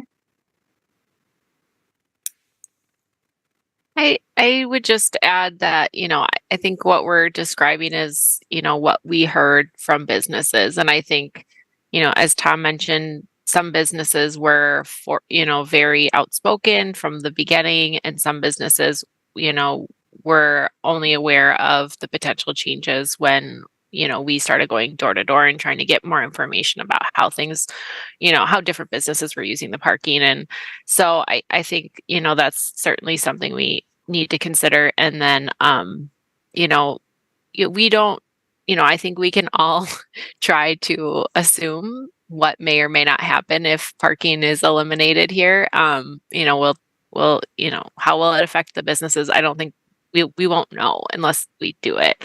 So I think we can debate that, but I think, we can base our decision on what we've heard. We can base our decision on what we see happening in the corridor. And, we've also heard that there have been studies out there that have shown, maybe it's not that important. But I think that what we're trying to understand is sort of like the community vision for this area, which I think includes these diverse businesses, and doesn't necessarily it doesn't necessarily help them, but I don't know, I think we'll see. I guess my point is just that we won't really know how they would be affected unless we make the change. So Thank you. Thanks, Liz, Renee, and Tom, Mike, for your answers. Yeah, I mean, I guess as a summary, my takeaway, I fully agree with what Renee was saying. It's I think it comes down to not just the individual businesses, because if you ask individual by individual, of course they're gonna think in their individual benefit. But here we have that challenge and the tough task of thinking as a and have like a global idea between all of us to how we can overall benefit not just the businesses that are there right now, but all the businesses that are going to go through there and they're going to live there in the next decades, and how we can see this whole area as a business center or a place where people want to hang out and people want to walk and feel safe. So thanks, Renee. I mean, I agree with you that the idea of having a buffer is necessary. I'm just not fully sure about that being parking right now. I know there are other solutions, but if we consider parking as a way to buffer and protect, I'm all about protecting and buffering for people walking there and feeling safer. So great ideas there with the bump outs too, and how we can in another way facilitate people getting there by foot or by bike safely. So, thank you. Thanks very much, Pepe, and thanks to staff for your answers and additional comments. Harold, it's your turn. Thanks, Anne. I will not make any comments at this point. I just have a whole bunch of questions because this was like a great presentation that touched on many things, some of the things that we had already seen. So apologies if these are not in the most logical order, but I'll start with things that were said early on. Mike, I think you mentioned the Milwaukee and North Street station where an additional station would need to be built. Could you help me understand that? Yeah, and if I could, Harold, do whatever you want, but it would help me if you have many questions, if you could go by one, because my memory doesn't always retain it all. So East Washington Avenue goes from east to west.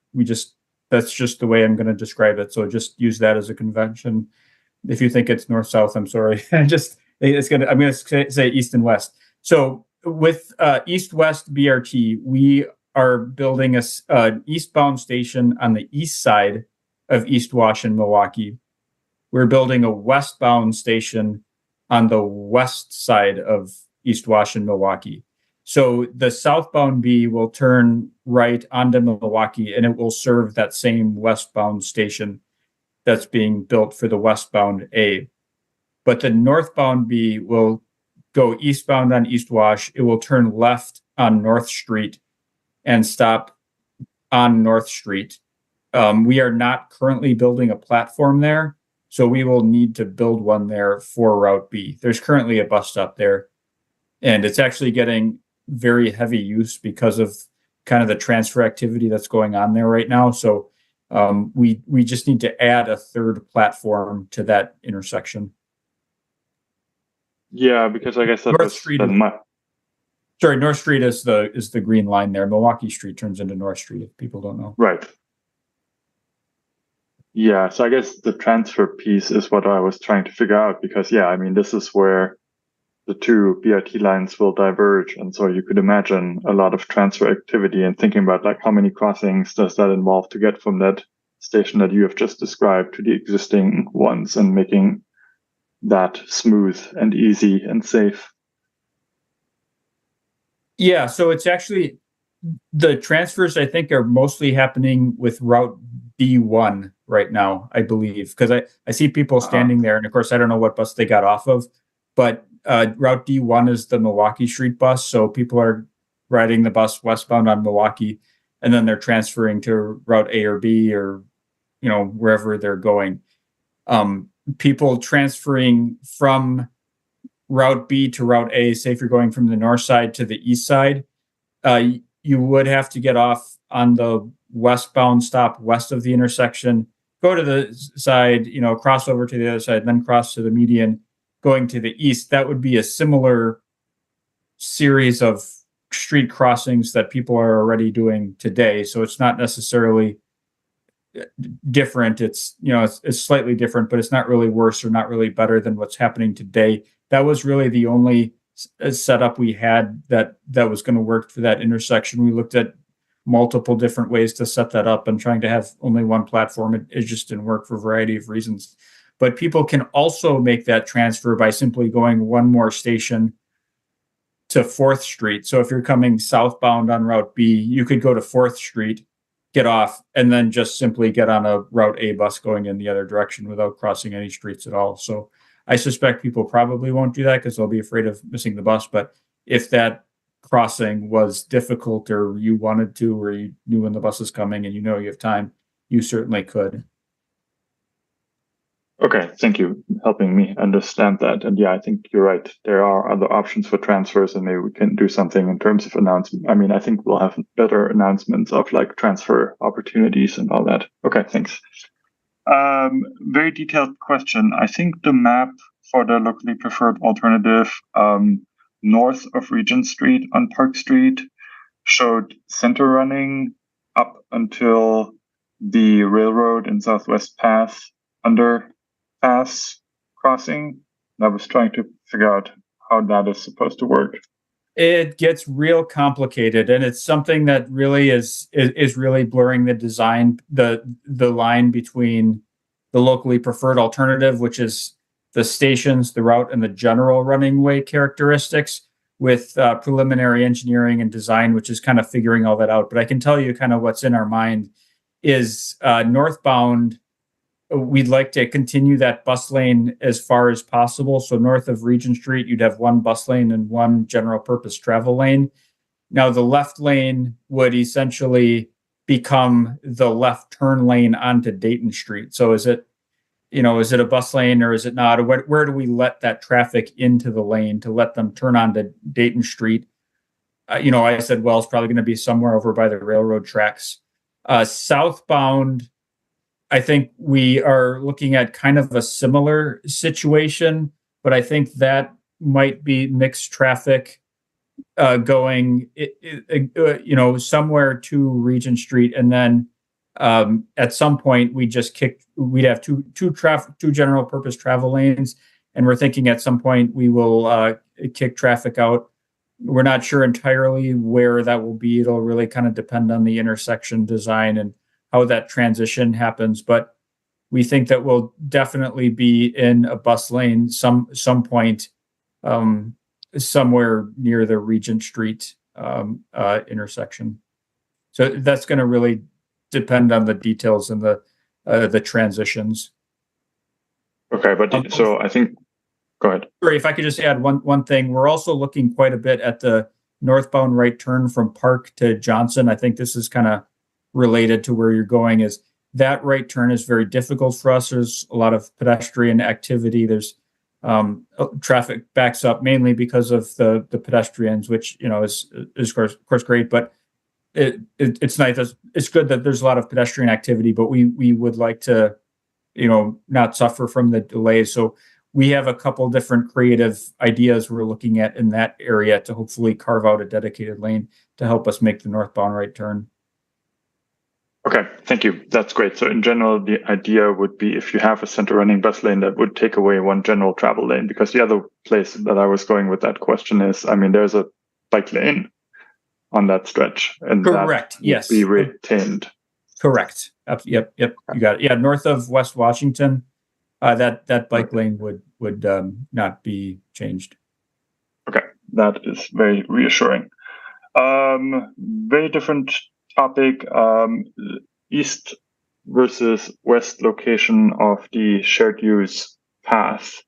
I think you said the population is roughly split in half. I was just wondering, since we have the south area plan, which covers part of that area, what's the projection like? Where's more development going to happen? And is that possibly, 10 years from now, is the east and west population still going to be the same, or is that projected to change so that we plan for the future as well?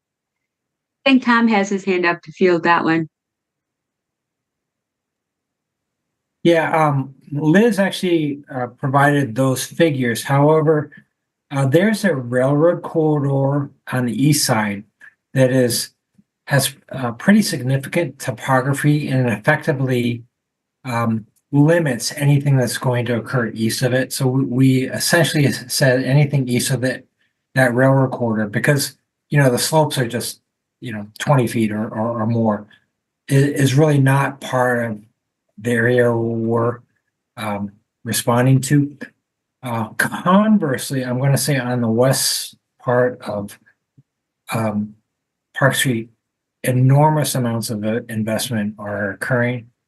You've seen probably in the paper that the city is working to redevelop the South Transfer Point along with some other assembling other properties into housing.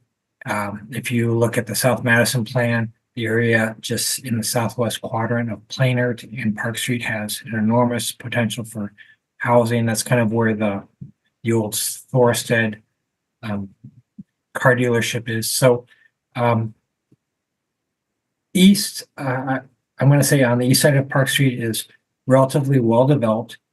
They are important neighborhoods. They had been established for decades, but they're not likely to be redeveloped, and they are bounded by the railroad, which presents it's kind of a topographic barrier.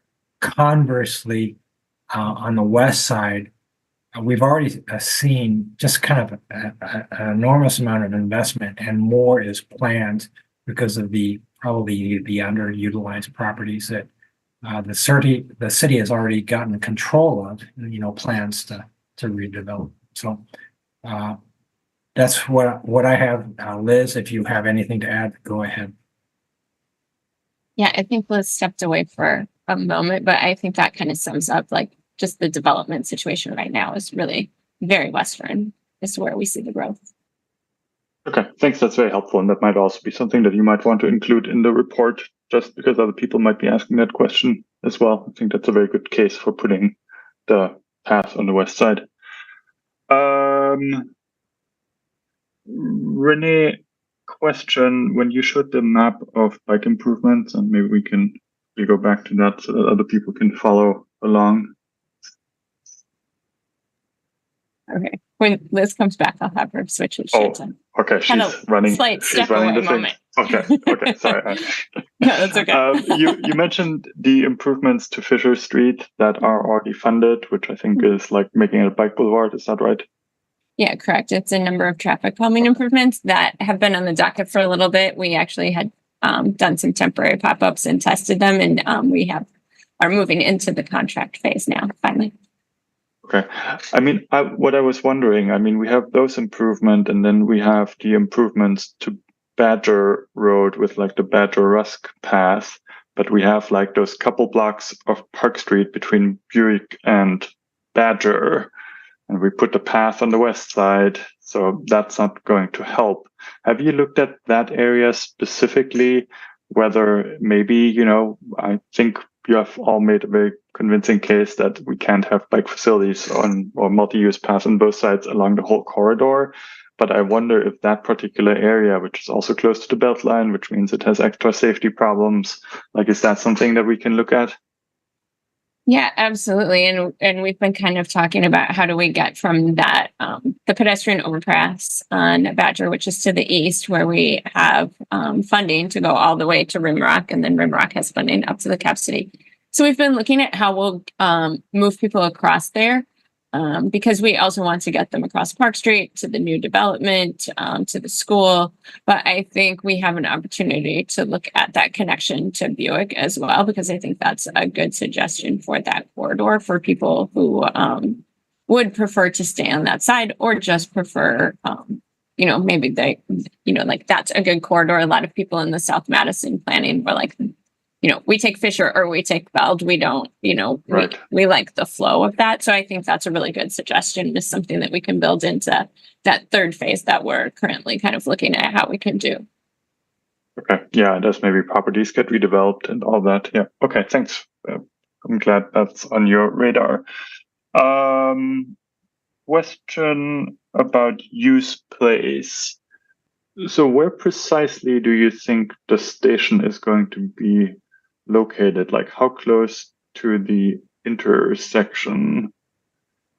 I think it will be side running stations just west of the intersection on Hughes. I think it'll be a little bit west of the intersection, not greatly west, but I think we'll also include a mid-block crossing there.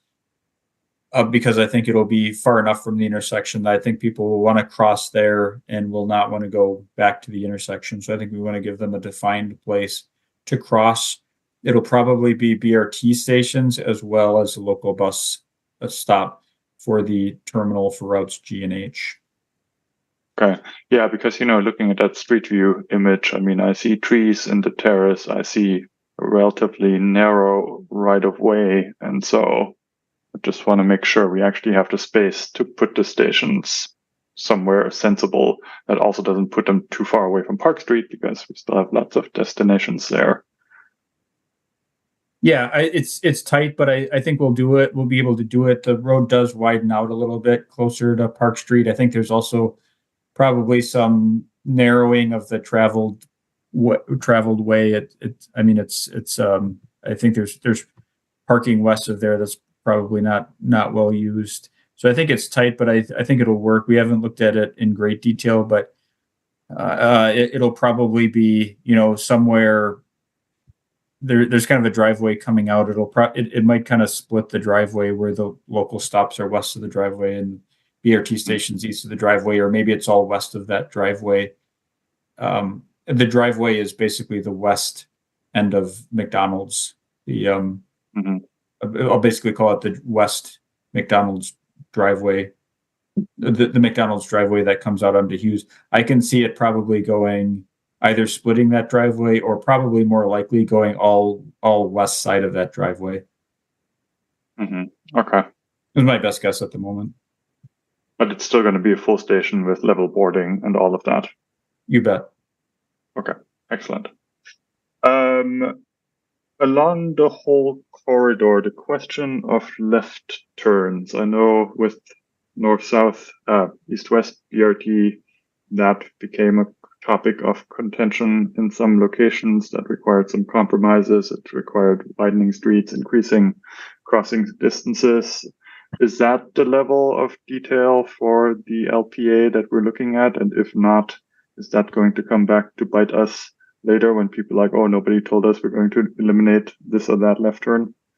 It's a good question. I think it's one of those things that it's kind of blurred. It's not really an LPA level decision, but decisions that we make in the LPA process could not be implementable without removing the left turns.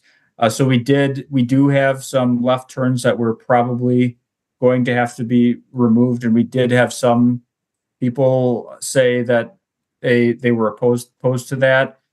I'll go through them briefly as I remember them, and I have them written down, but it's going to be difficult for me to find it off the top of my head here. So the possible left turns that could be removed are at Vilas West Washington in both directions, at Drake Street, the southbound left to Drake Street.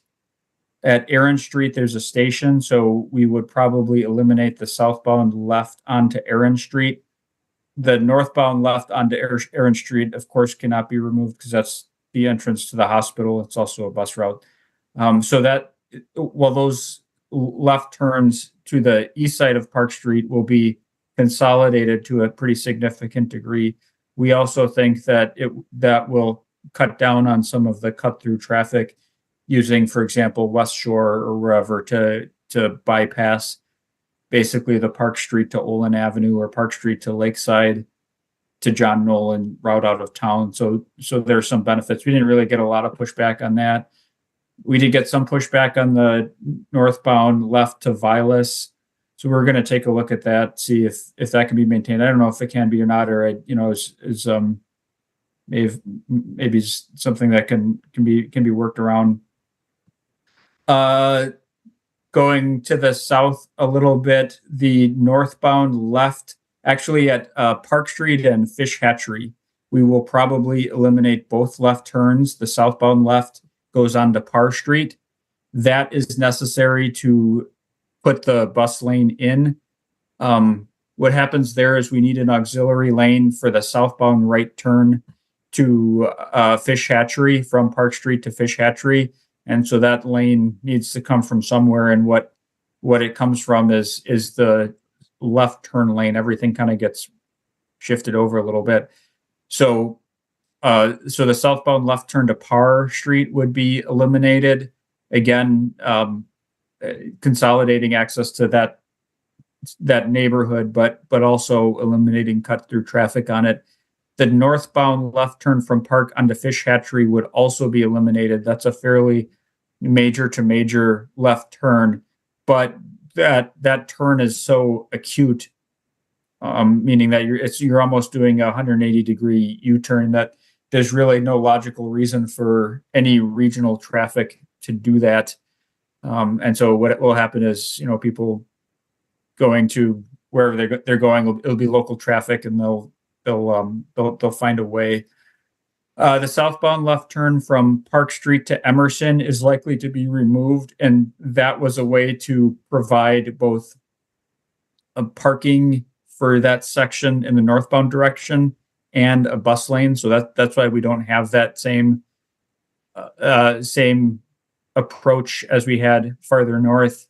So that southbound left to Emerson would go away, but that Emerson is a very short local street. People just use Lakeside or Olin, and there's a pretty well established street grid that would work there. Cedar Street, we're looking at eliminating the southbound left turn. We did get some negative feedback on that, but just to be open, the feedback was, well, I could turn left onto Wingra Street, but I don't want to. I'd prefer to turn left on Cedar Street. So it's I don't know. So we we'll look at that in a little bit more detail, but that's one of the ones that could possibly happen. Going to the south, I think the last one is the north. Let's see, it would be the northbound left from Park Street onto Burr Oak, and that is the southern end of Beld Street. So Beld Street comes in and turns into Burr Oak, going to the west. And I think there may be a few other little consolidations along the corridor. There are a number of streets that kind of don't really line up, and so you end up with these left turns that really shouldn't. Left turn bays become too short. So it's possible that I could have missed one or two minor ones that are really not related to BRT, but just related to kind of consolidating left turns. And then there's also, I think, one on Fish Hatchery that is likely, and that's in Fitchburg, but I'll just mention it for the sake of it. And that would be the northbound left from Fish Hatch onto High Ridge. On the north side, we do have one or two, and that would be the eastbound left turn from Northport to Sherman Avenue. And that is also a fairly major left turn. However, there's a pretty good route using Troy Drive, which just kind of cuts off the triangle, if that makes sense. So we'll direct traffic towards Troy Drive to make that left turn. And then we'll also put in a U-turn on the opposite side of it so people can make a U-turn.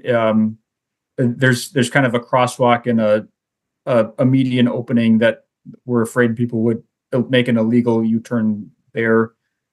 So we'll provide a more official U-turn for them to make that left turn. I think that's most of them or all of it.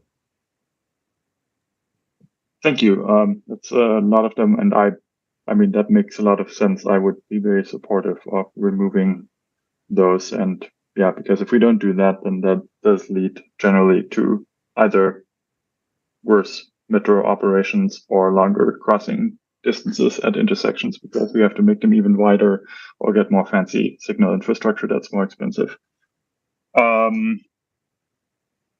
Last one, when we talked about the section where parking is retained, the theme came up like, oh, we're not reconstructing that street and therefore we are limited in what we can do. I mean, I'm not totally sure, like, if we were to reconstruct it, I mean, the buildings are not going to be reconstructed, so we're still going to work with the same amount of width. And so I guess I'm just trying to understand, like, thinking like when we reconstruct this in 10, 15, 20, however many years, is that actually going to change anything? Yeah, how would that actually change anything is I think your question. So it is a good question. The main thing is what we're doing on the south side of Park Street is we can always narrow the lanes and medians a little bit. These streets there's kind of a round of street design and building in kind of the 1960s, 70s, and 80s that used a standard 11-foot lane for everything and a 2-foot gutter pan and a median that in many places was just a little too wide because they just thought that was an nice standard to just have everything kind of be the same, and that would sort of be easy. So as we reconstruct these, we're always seem to be able to squeeze an extra few feet. What we would do with that few feet, I don't exactly know. As you mentioned, we still have the buildings that are very close to the sidewalk, but that it's kind of different in every corridor. But on University Avenue, for example, East Washington, on East Washington, and this was 20 years ago, but I was an intern here at the time, and that's how we got the bike lanes on East Washington. They just came from nowhere. We narrowed all the lanes a little bit and just stole a foot from here and a foot from there, and you got it. So that's been a pretty standard strategy for several years that the city is find a few feet somewhere. Right. Thanks very much. Those were all my questions for now. Thanks, Harold. Alder Martinez Rutherford. Yeah, thank you. I'll be quick. I am curious because let me get to this. So I'm a small business owner. I've been in the food ecosphere for decades, and the food business, especially for small entrepreneurs, is very tenuous. Ideally, my dream would be to have all the parking removed and people be served and be able to walk to those spaces. I think my concern is after COVID and this new change and everything, that any little thing can topple a food business. And I'm seeing that with friends that are having to, close their businesses after a decade of serving the community. So I am grateful that we're considering that. And I'm wondering if there is possible way to have an interim 2-year, 3-year transition time to get to fully eliminating that parking on the street and making sure that bike infrastructure is there. I just want to speak to the people that I know are struggling every day and working so hard to barely make ends meet, and also knowing the need for safety and a more bike ped friendly environment in the city. So that's thank you. Yeah, thanks for that comment. I think that's pretty consistent with what we understand is going on there. I think these are important businesses. I feel like, as I mentioned, it's not like they're going to lose all of their business, but losing one family or a couple to-go orders a night could do it, and that's kind of what we heard, and it's believable. We don't think that they're making that up. I do think that as what you've said about the food service and industry is probably correct, although I'm not an expert. I think the transition plan with this corridor, if we were going to transition to a no parking scenario, it would probably center around a reconstruction. I think that's probably the best way to deal with it. I think if there was redevelopment or changes on the private side here, certainly that could be an impetus. I think if some of these properties have redeveloped, if more were, we typically require some kind of off-street parking. I believe it's not my department. I just run the bus, but it's typically what I've seen. But I think that would be the transition. One thing, as I've noted, is that there are no stations in this stretch, and so that gives us the flexibility to redesign if and when there is a reconstruction project. That gives us this, so we won't have this $1 million BRT station in the middle of the street that then we can't move even 6 inches. So that keeps some flexibility for that future project. Thank you.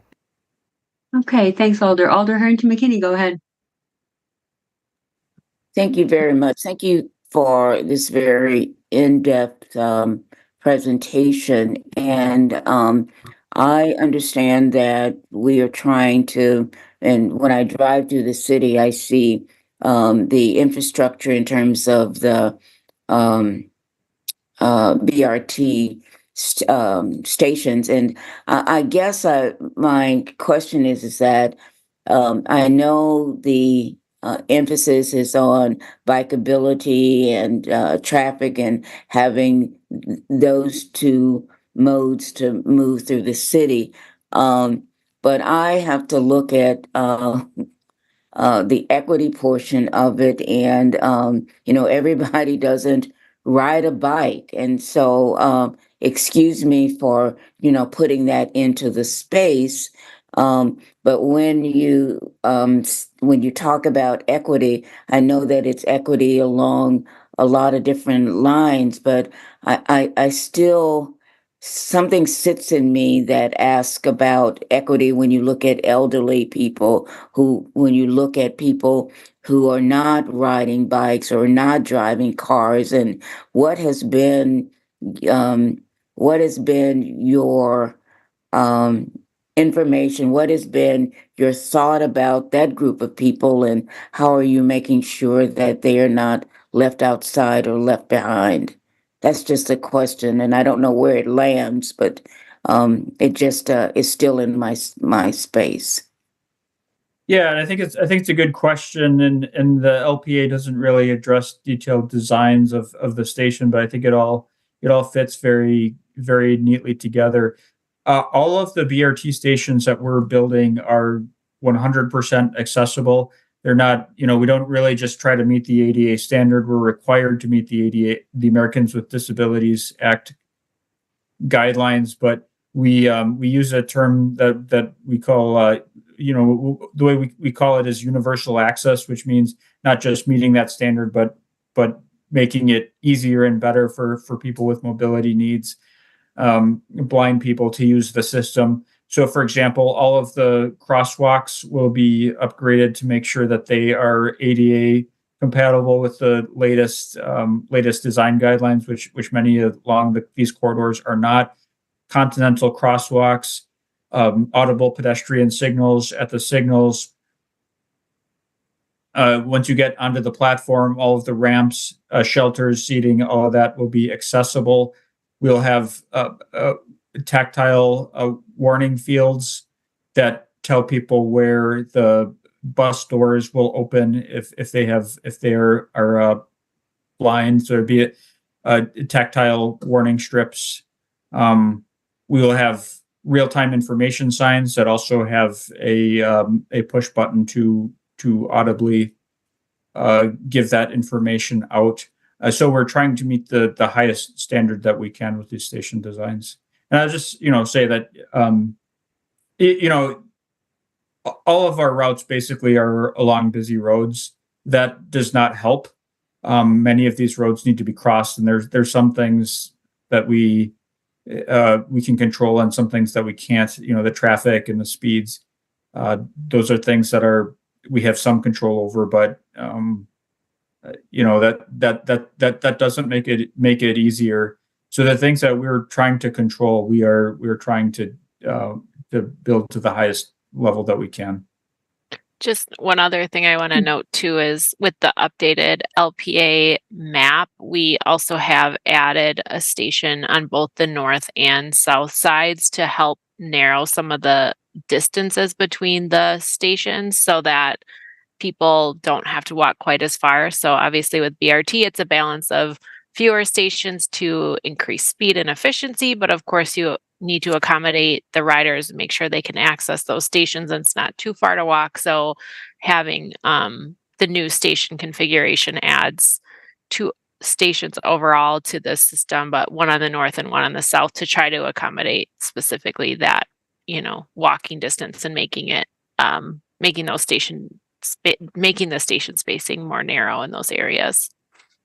Thank you, Yeah, Liz. and I'll just jump in for a moment too. I think a lot of our comments at the meetings were about bikes, but on the maps, we're also trying to address some of those pedestrian gaps. Particularly Buick Street has a little gap in the sidewalk. Definitely, there's a lot of people that we saw there, elderly people who are using a mobility device like a wheelchair, trying to get that filled. We have some sidewalk on Badger Road that will connect into Park Street, some additional of the rapid flashing beacons to make it easier to cross, also some additional signal locations, which definitely make crossing the street easier. I think, for me, really thinking about that parking on that upper part of South Park Street, it is providing a buffer. We could do some bump outs to reduce those crossings in places where we know that is a challenge. Some signal timing to give people more time also at these locations to cross. These are the kind of things that definitely we also want to kind of do with this project. A lot of our comments were about bikes, but we have a lot of pedestrian stuff to get people to these stations and to make the general corridor feel like a place you can walk, no matter your age or ability as well. Okay, is that all you had, Alder Harrington McKinney?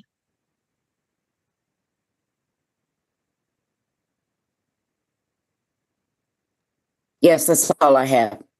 Thank you so much. Robbie, go ahead. Yeah, thank you. And actually, Renee's comments really lead into a couple of things I was going to say.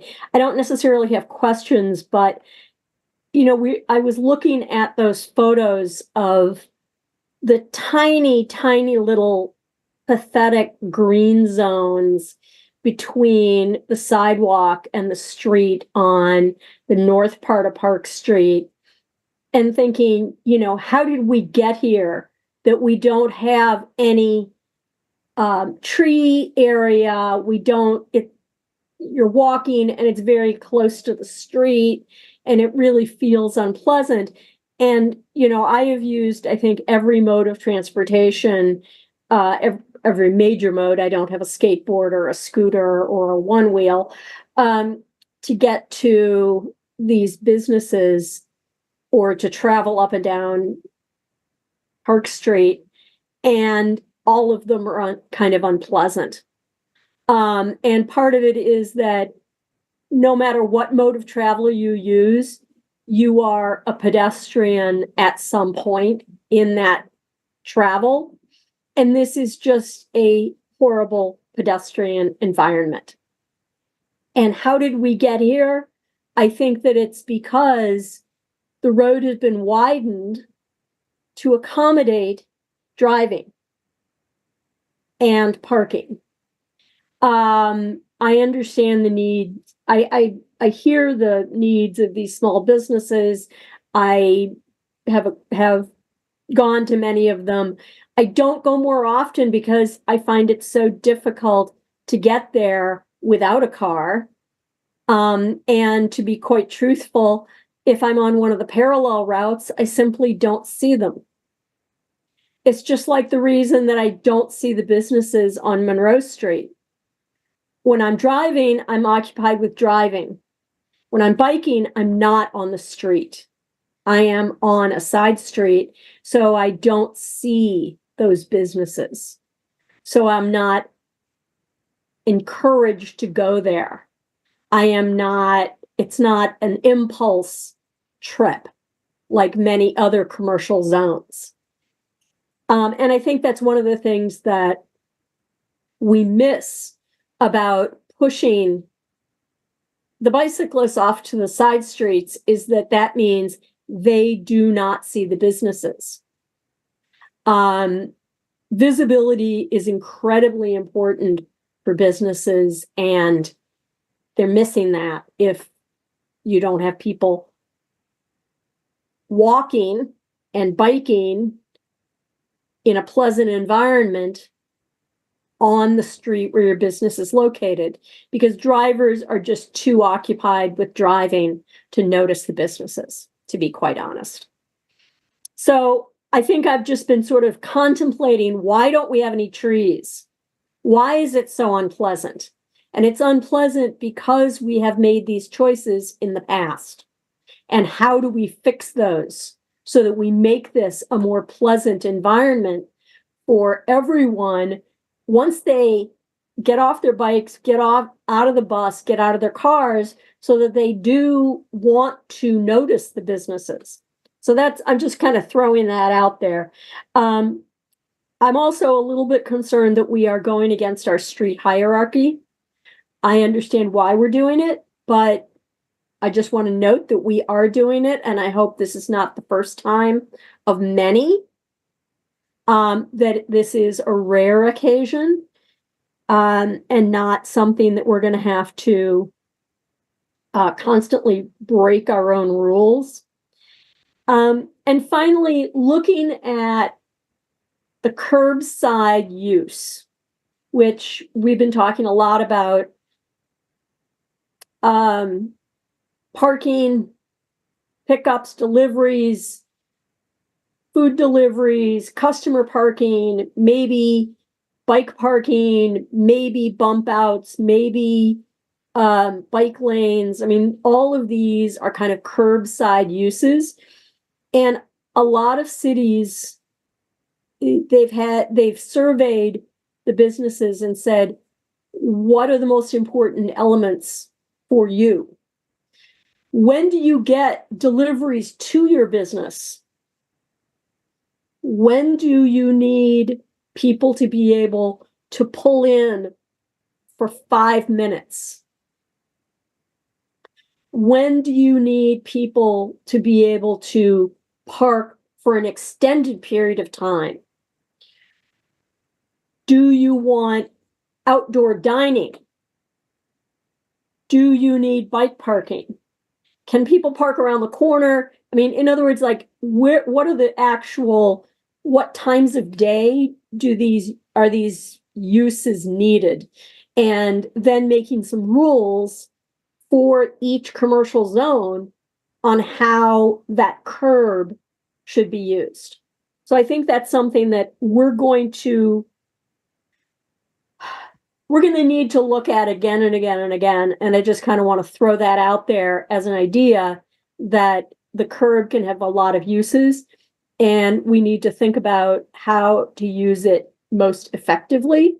And just having people store their cars may not be for say, I mean, if the businesses are thinking we need Eats Street and Uber Eats to be able to run in and pick up something that they're going to then drive off to somewhere else to deliver, that's like a 5-minute chore.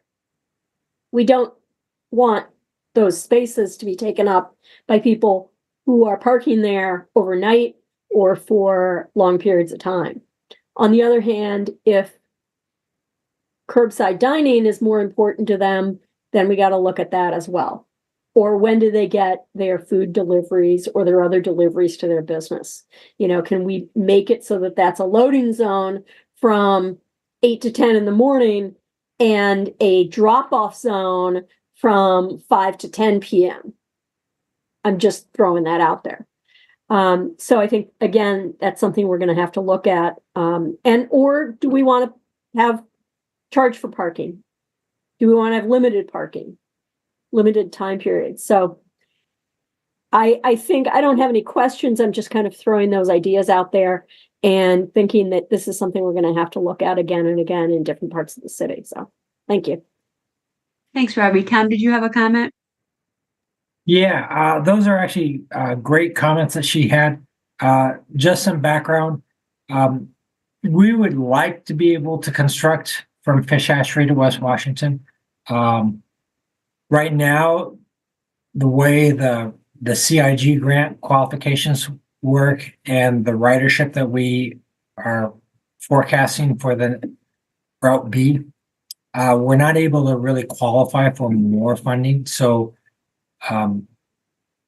while we would like to reconstruct that section, we are not able to, just based on kind of some of the requirements of the grant.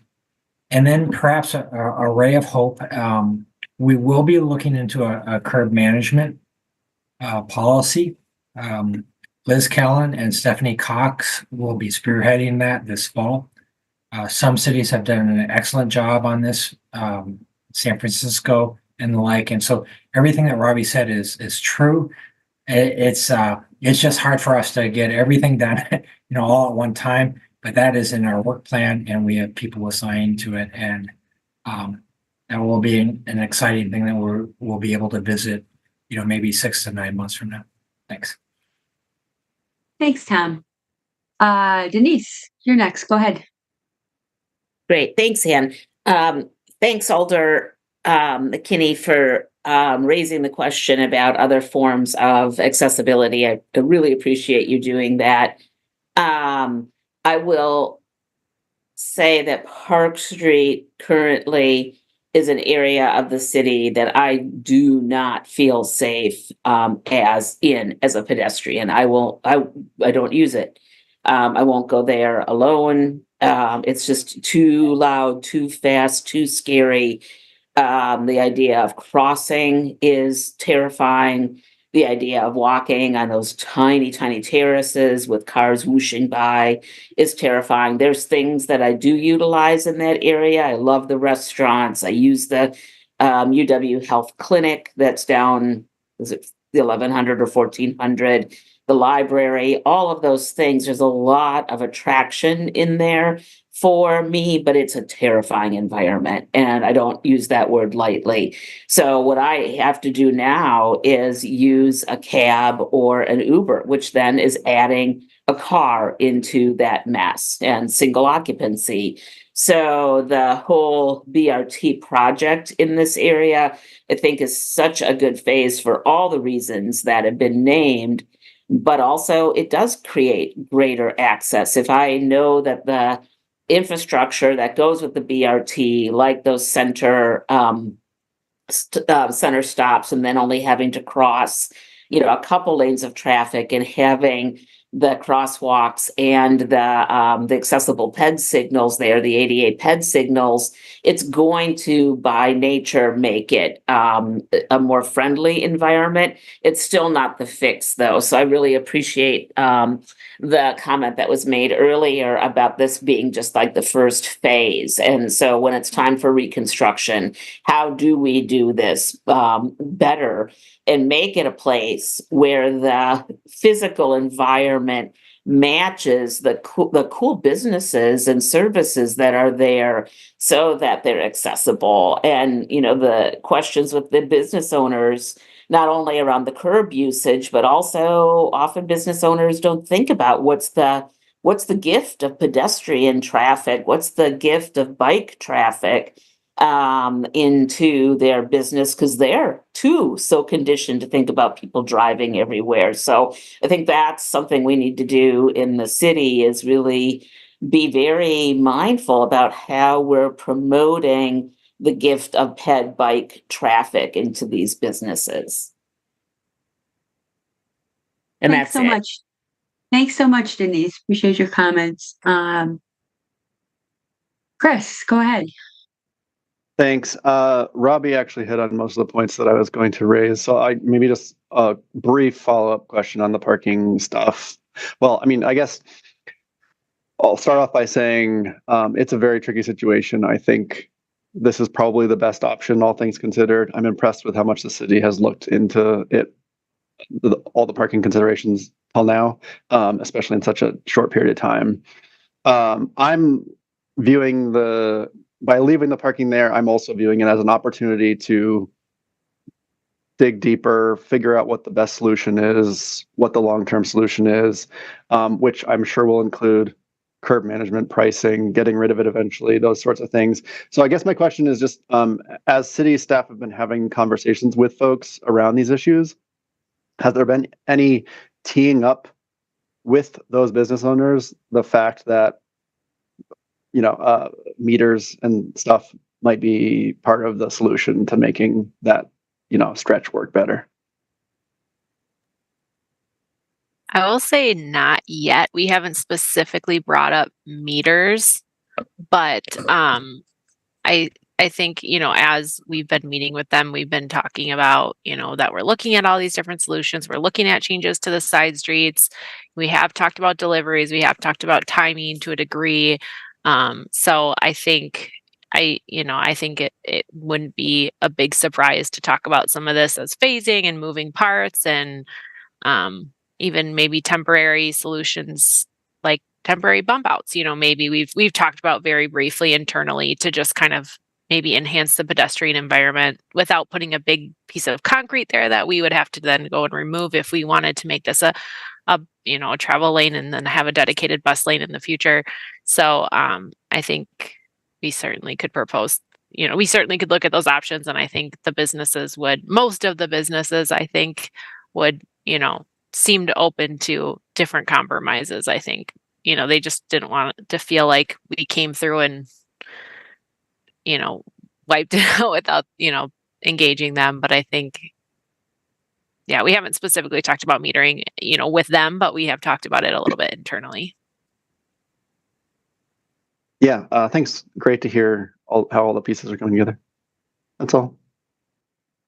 Okay, thanks. We've had a lot of great discussion, excellent presentation by staff, lots of great questions, and good focus on the locally preferred alternative that's recommended, as well as considerations and potential plans for the future, which is important to consider because obviously we'll be headed that direction.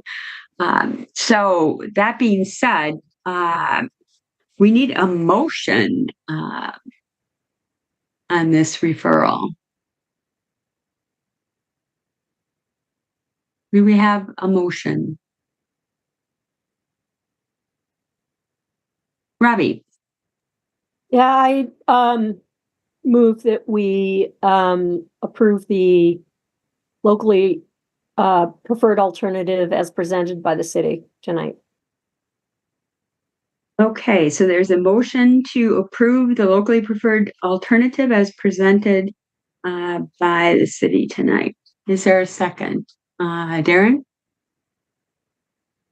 Yes, I second.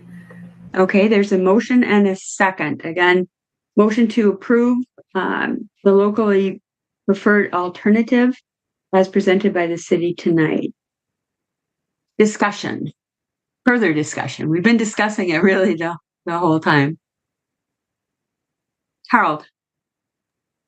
Yeah, thank you. And I tried to stay with the questions previously. Now I want to say something more in the comment realm. So people who have interacted with me or seen me on the commission know that I strongly believe in the modal hierarchy. I think it's a good policy. It's a policy that we should stick to. I think that on-street car parking, as the policy says, usually not the best use. I will, however, vote for the resolution in this particular case because we've, I think, heard bits and pieces of that, but just maybe laying it out together might help me and might help others. The alternative here, if the parking would be removed, is that we would have 2 general travel lanes and a transit only lane. So there would be no improvement for pedestrian safety. There would be no improvement and probably something even worse for bike accommodations in that area. Metro, I think, has made a convincing case that with the signal phasing, I would not be voting in favor of this if metro operations were significantly, if buses were slowed down, because as Alder Harrington McKinney said, a lot of people ride the bus. They often do not have a voice. We need to accommodate them. We need to make sure that buses run on time, that they run quickly. But I think Metro and city staff have done a really good job of convincing me and hopefully the rest of the commission that losing those few blocks of dedicated running way is actually not a big deal, because what it effectively does is the bus can keep going in the left lane. Cars kind of get less space, to be honest, to travel through the corridor. They have only the 1 lane, and then we have parking. So I think overall, the main issue with the overall picture is that there will not be bike accommodations on Park Street, but that does not hinge on the parking. And therefore, yeah, I will vote in favor of this and all the other pieces of this. I mean, I really appreciate the work.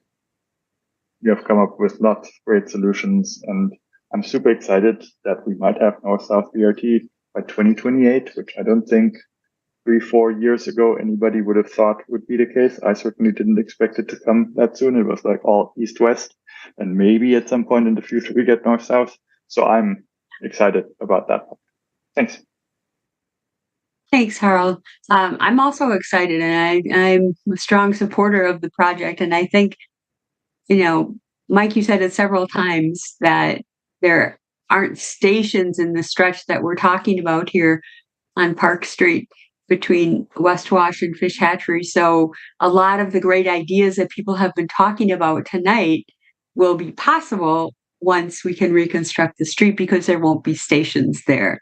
And we won't have to worry about the large investment and what to do about that. So I think that's exciting, both for this proposal and for the potential future uses as well. Pepe, go ahead. Thanks, Anne. Yeah, and I totally agree with you and Harold. I mean, I don't want to come out as being opposing. I was just really curious to see like all the other, if all the other alternatives were considered, and I feel the same way as Harold did.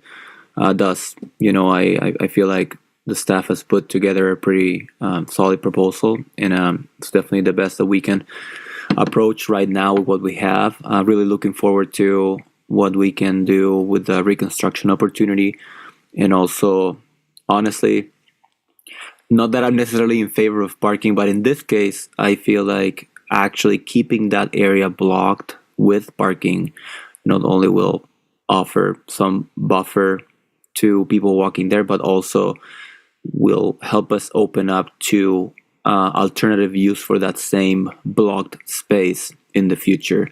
I was really inspired by what Robbie was saying of, asking the businesses, do you want to have a terrace outside, or what other uses do you see for that space that is now blocked? So I really appreciate the perspective shared today, and how that really opened up my mind to look how to see that space that today will be parking, or in 2028 will be parking and will continue to be parking, but it also opens up the door for potential other uses of that same space in the future. I see it now as kind of like a savings, it's like a saving space that we can potentially turn into something very impactful in the future. So thank you.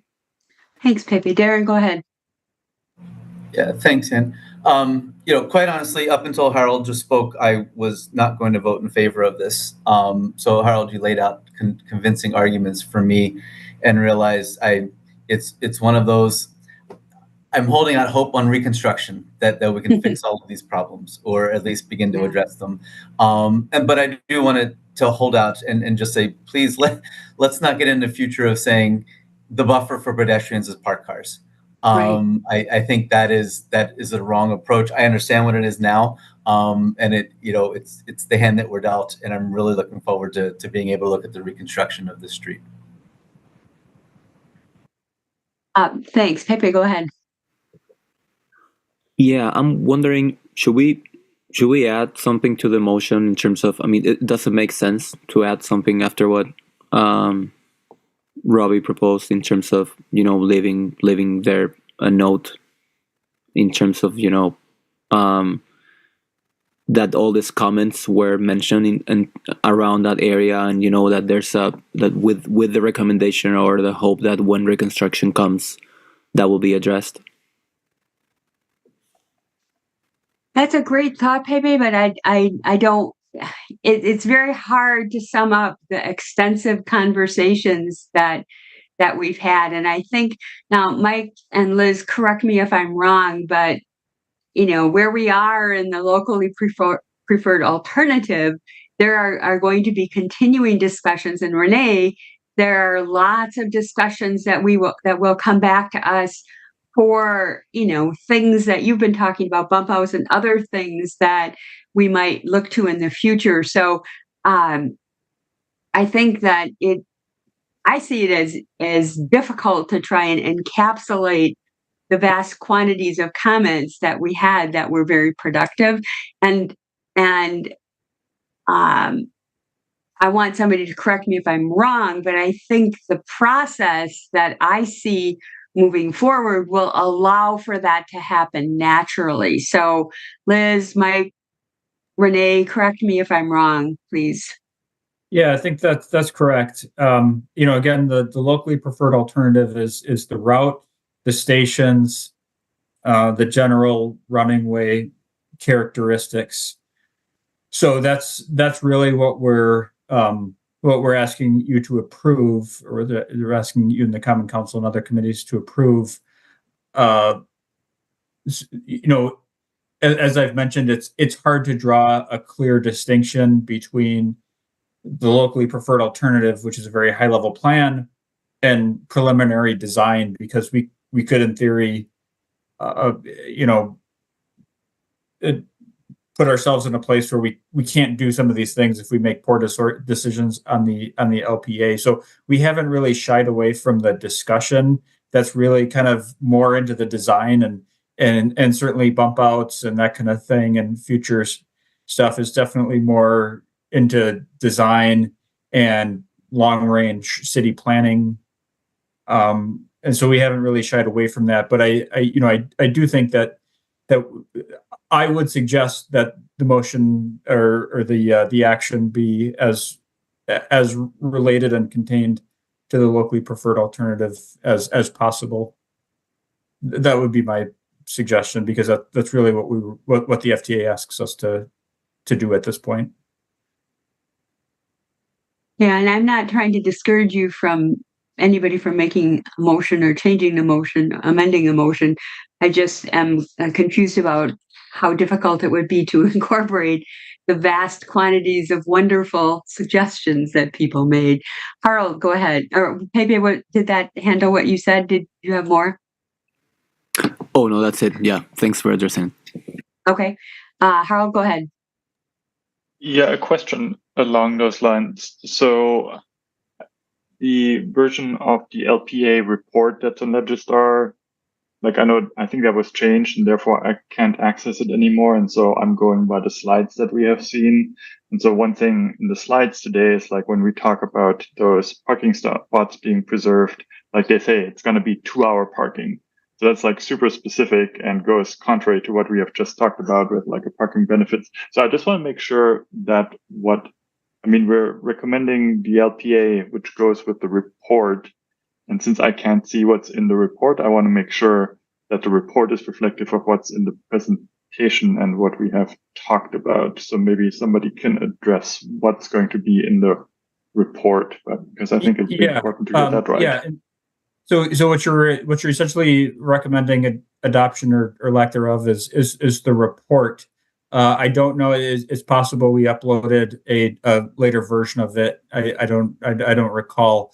It's currently in draft form because we'll take, any changes or whatever and add to it before it goes to council and is finally adopted. So we'll adopt, the report with whatever changes. That's how we usually do it. But everything has been consistent for the last month or two. Nothing's materially changed in the LPA. Mainly what we've added is a lot of that background information because people have asked and we've had a lot of discussion. So for example, we added a little bit more information about bike facilities along the route, the parking issue.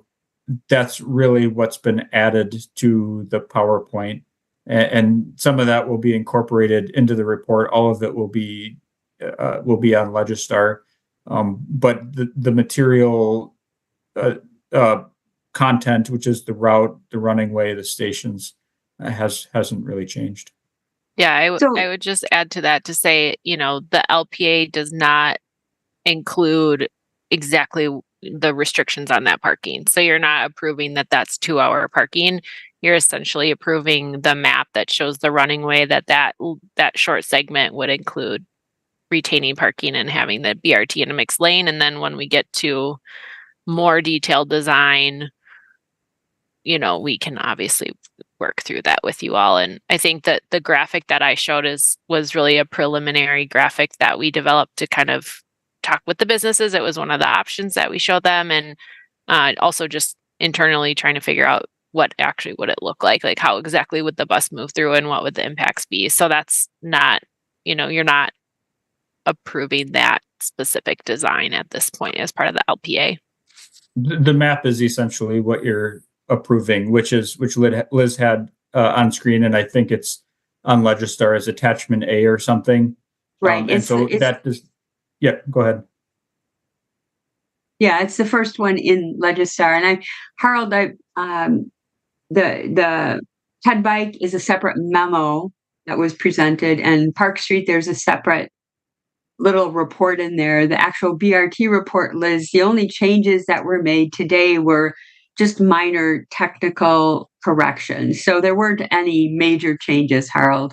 I mean, Liz and I, how many times have we been communicating back and forth just to make sure? So I've been following it really closely, and the only most recent changes were very minor technical. Correct, Liz? Yeah, that's correct. There was a discrepancy in the number of stations. It's 35 stations on the total route, for example, and then just a few minor things to reflect, the public involvement that had happened most recently, and those memos, just referring to those memos. So, does that help, Harold? Yep, that helps. Thank you. Okay, great. Robbie? Yeah, I just wanted to reiterate that I intentionally made the motion fairly simple because I know that that's what's needed to advance this to council and to FTA. So I trust that one of the advantages of a mixed citizen alder committee is, and having staff here, is that the alders will carry all the discussion forward to the council. I think that's what we expect when we have a committee such as this, which is kind of an interesting way of running city committees. Not many cities have this format. But that this does not preclude any further discussion of how the curb is going to be used in the future, or what the parking is going to look like, or how long it's going to be. But I just tried to make it simple so that we could get this on the road where it needs to go to. So thanks.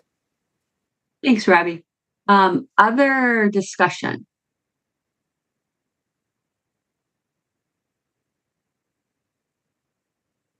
Is that all you had, Robbie? Yeah.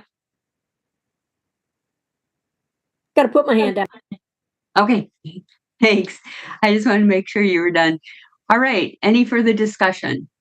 Again, great conversation that handles where we are now, and lots of great feedback to staff and alders and et cetera for the future as well. And we will be seeing this again in the future here at the Transportation Commission. So if there is no further discussion, I'm going to assume a unanimous consent vote unless anybody wishes to vote no or abstain or wishes a roll call vote. If so, please raise your hand.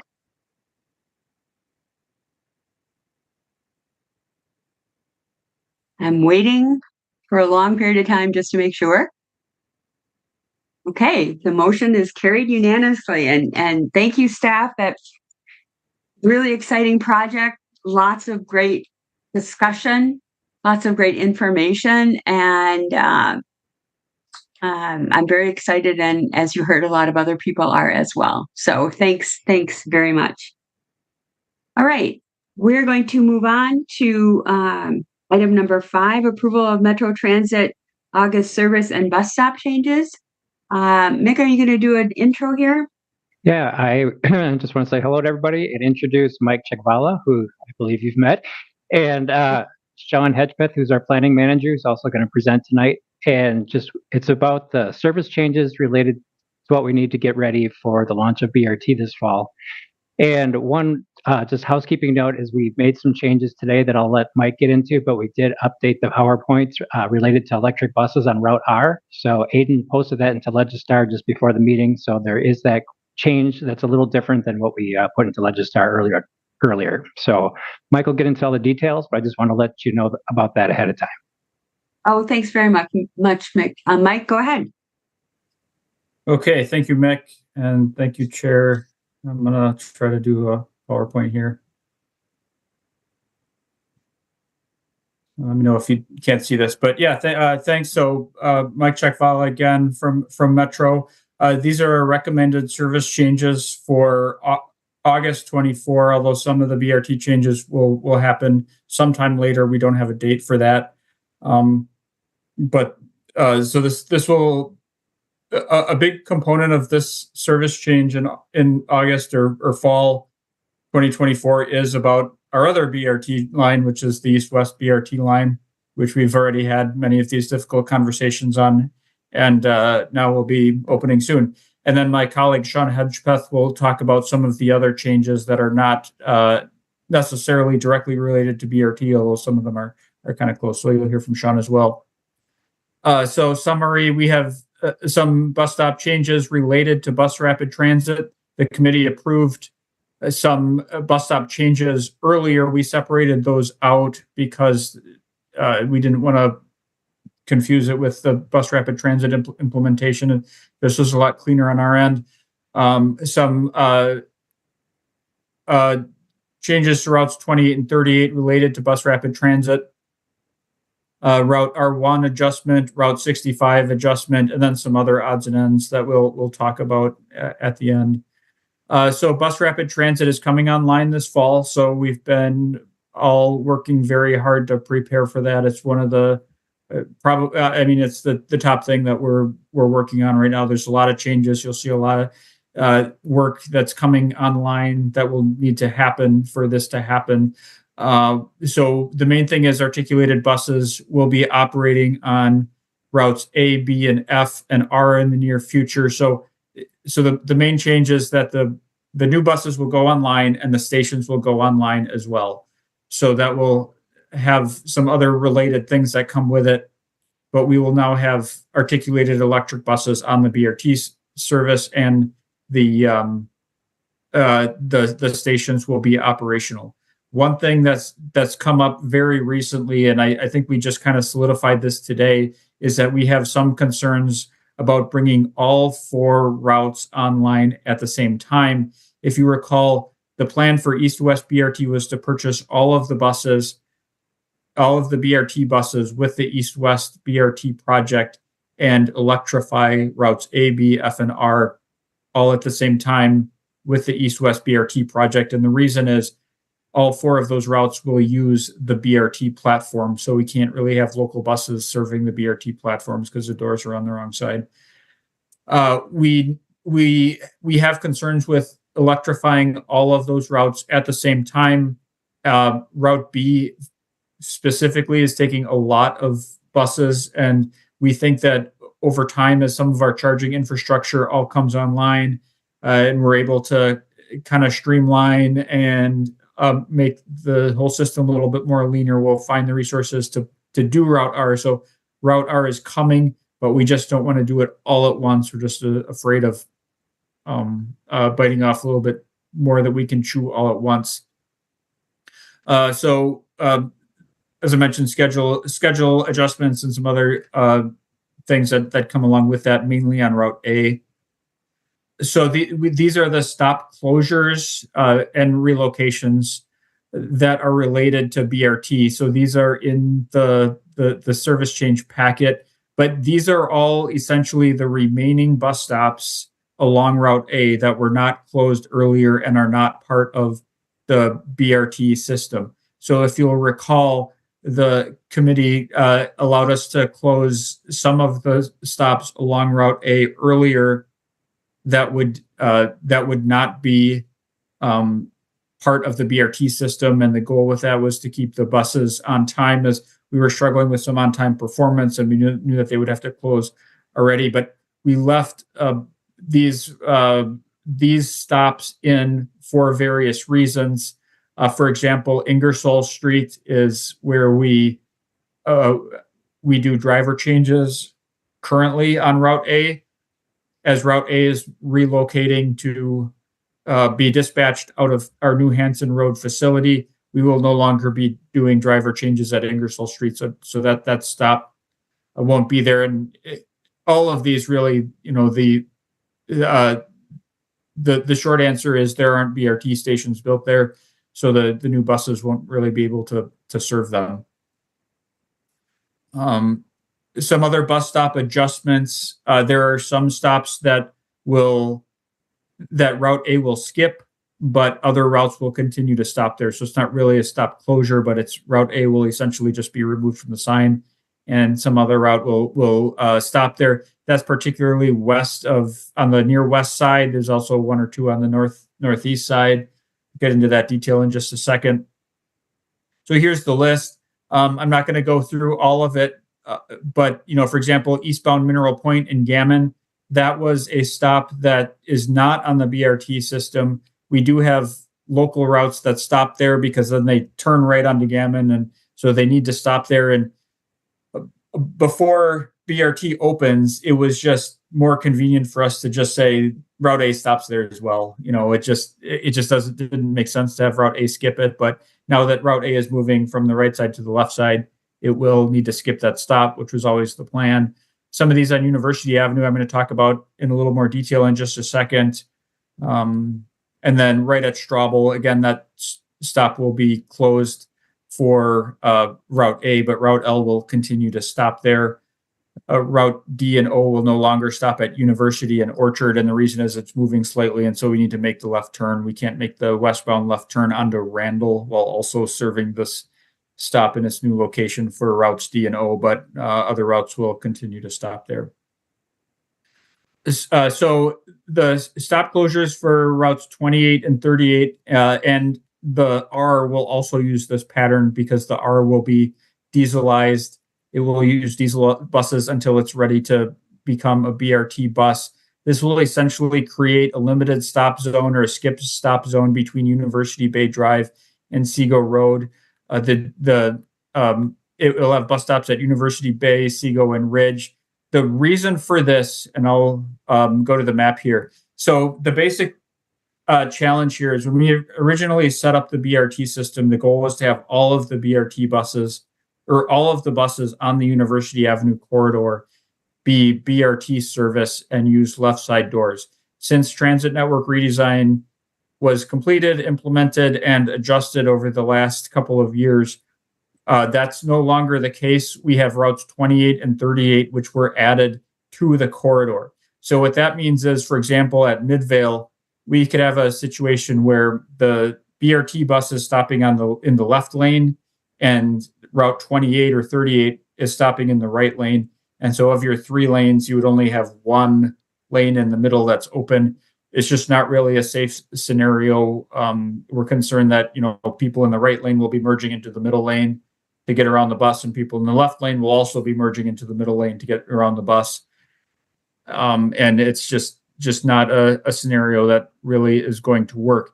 And so we've set up this skip stop pattern basically where the BRT routes A and F will stop at Midvale and Shorewood, and routes 28 and 38 will stop at Seago, and they'll all stop at Seago and Ridge. And then all routes will stop at University Bay, and all routes will stop at Sheboygan and Seago, because we don't really have that same problem on those ends of the corridor. It's a little bit of a complex solution, but I think it's what we have to do to do this. So that's the majority of that's all of the changes related to BRT. As I mentioned, we haven't set up a implementation date for this, but it will come online this fall. We'll set a date when we know it will happen. We hope to know that sometime in the July timeframe. It probably won't be August. It'll probably be a little bit later than that. So if Sean, if you're online, if you want to go ahead and take route R1 here. Yeah, if you wouldn't mind just running the last couple slides, I can speak to this. So this is kind of a late ad. So basically, we wanted to make a nice connection for Route R on High Point over there at the top. Those stops there, those red dots are being deleted. So there's actually no stops that would have been on the R if it continues on its current route. So this is only going to take a couple more minutes. And we'll be able to add a little bit more coverage on High Point, as well as Watts Road.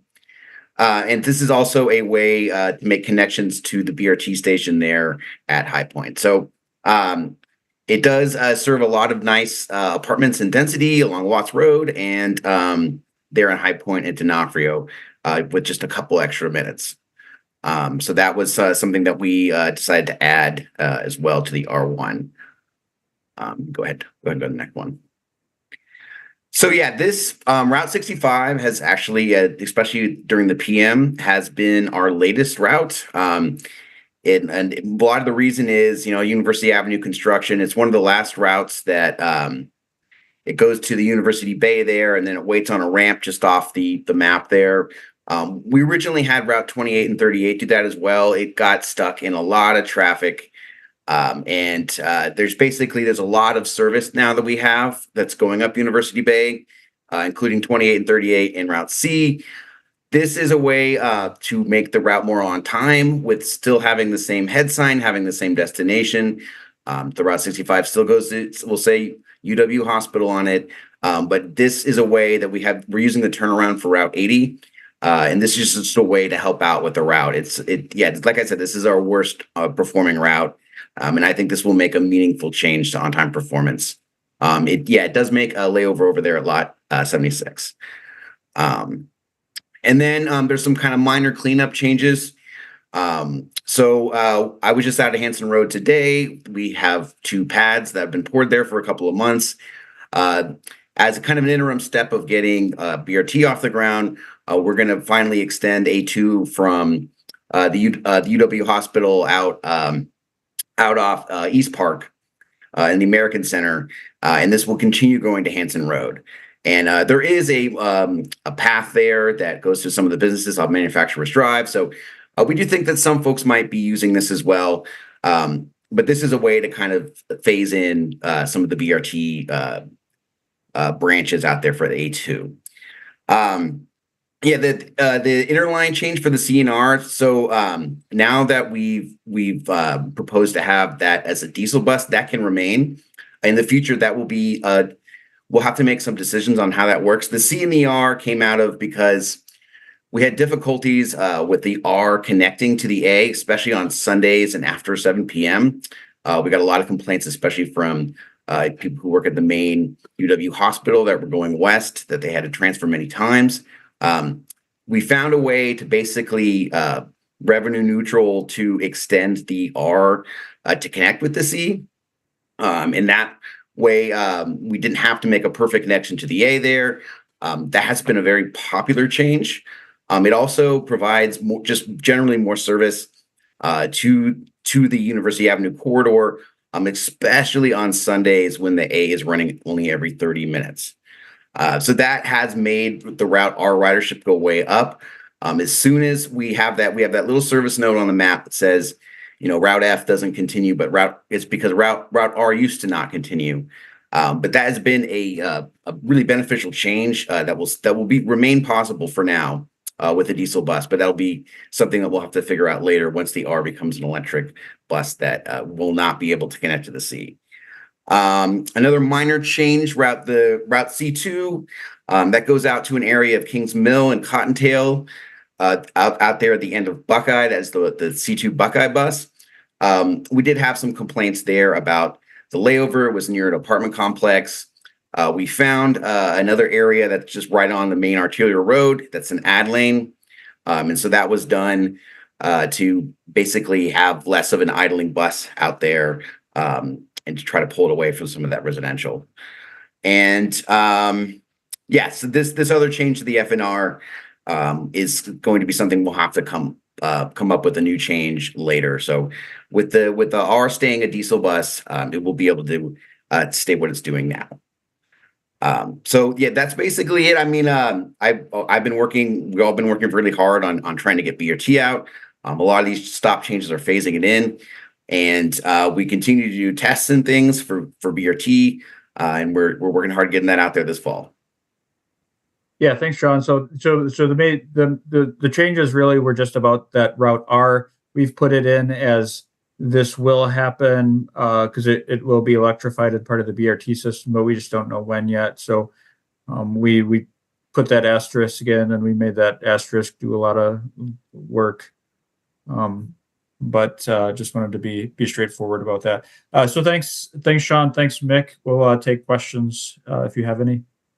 If let me just double check, Aiden, do we have any? I don't believe we have any registrants. Do we have any registrants on this topic? No, we do not. Okay.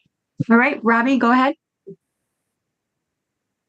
Okay, I just want to clarify because this is the stop that I use all the time. You talked about the removing or skipping some stops for the local buses versus the A on University between University Bay Drive and Seago. But it was not clear to me what's going to happen eastbound at Farley and University Avenue, which is another location where you've got a center platform for the BRT, but you also have local buses that stop just east of Farley on University Avenue. Yeah, let me go ahead and do that. I mentioned it very briefly, but insufficiently. So the stop at University and Farley, or University Bay Drive, it's University Bay Drive to the north and Farley. Well, except that a lot of they don't go on University Bay Drive, they go straight down Old University. Oh, like Route E.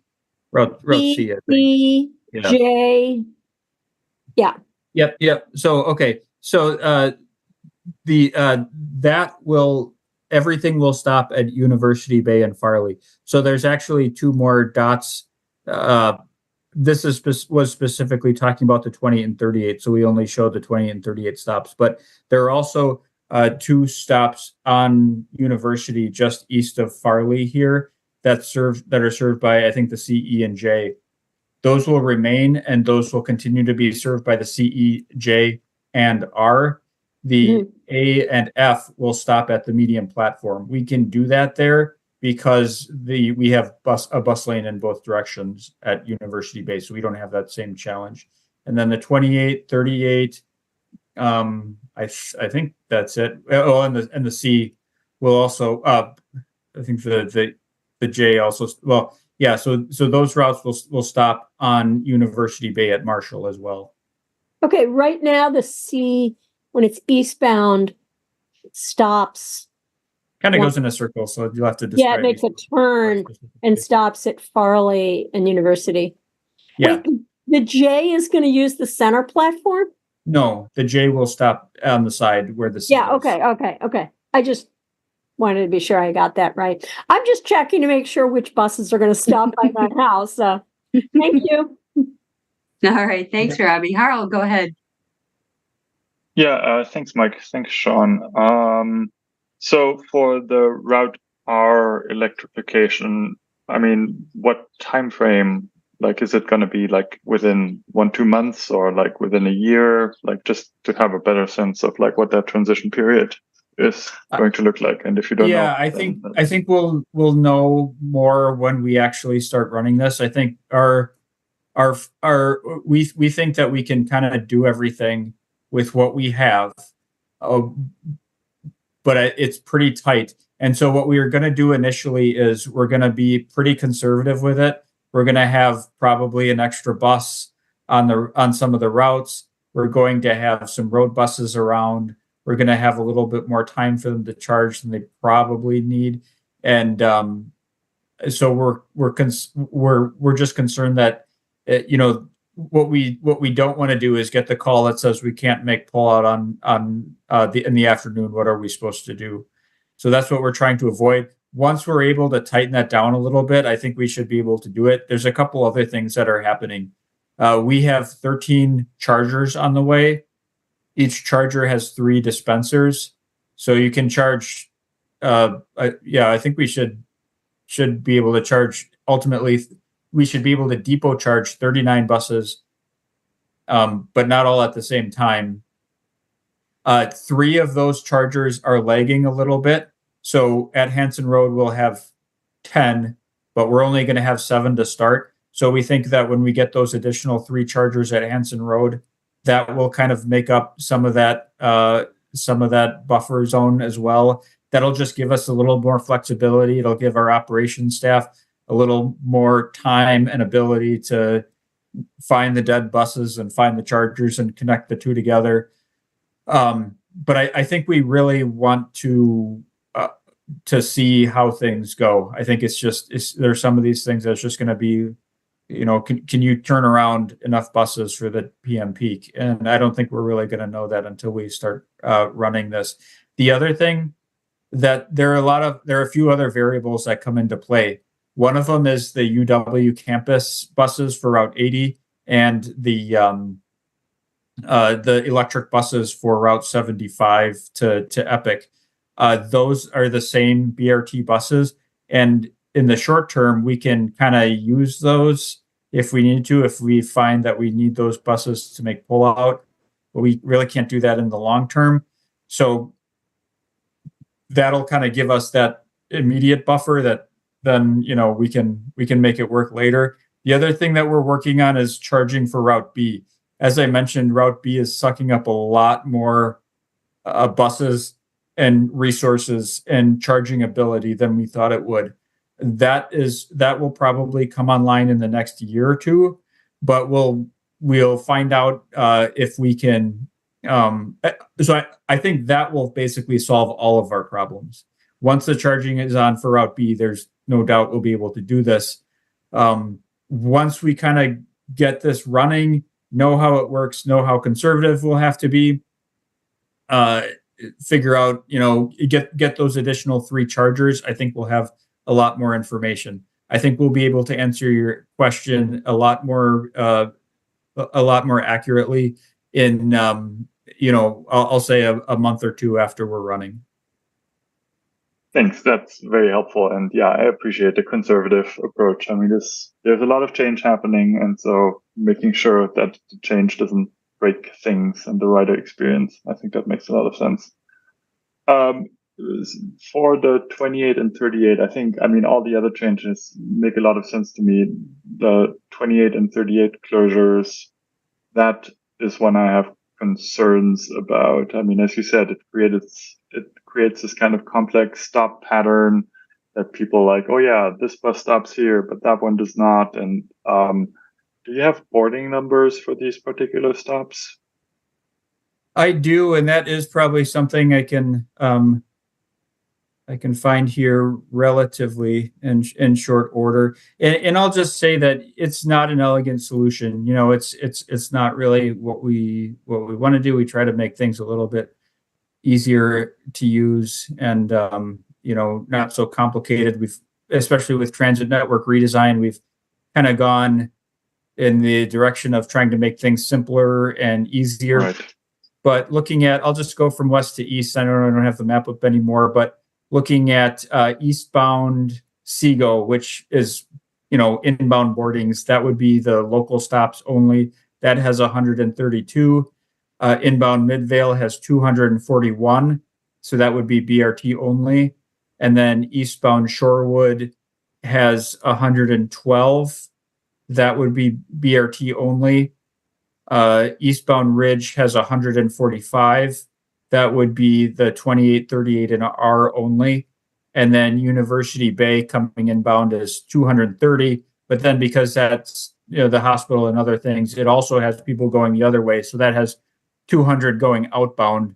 The other ones have a couple people going out one, but that University Bay one is the biggest one. Overall, these are huge stops.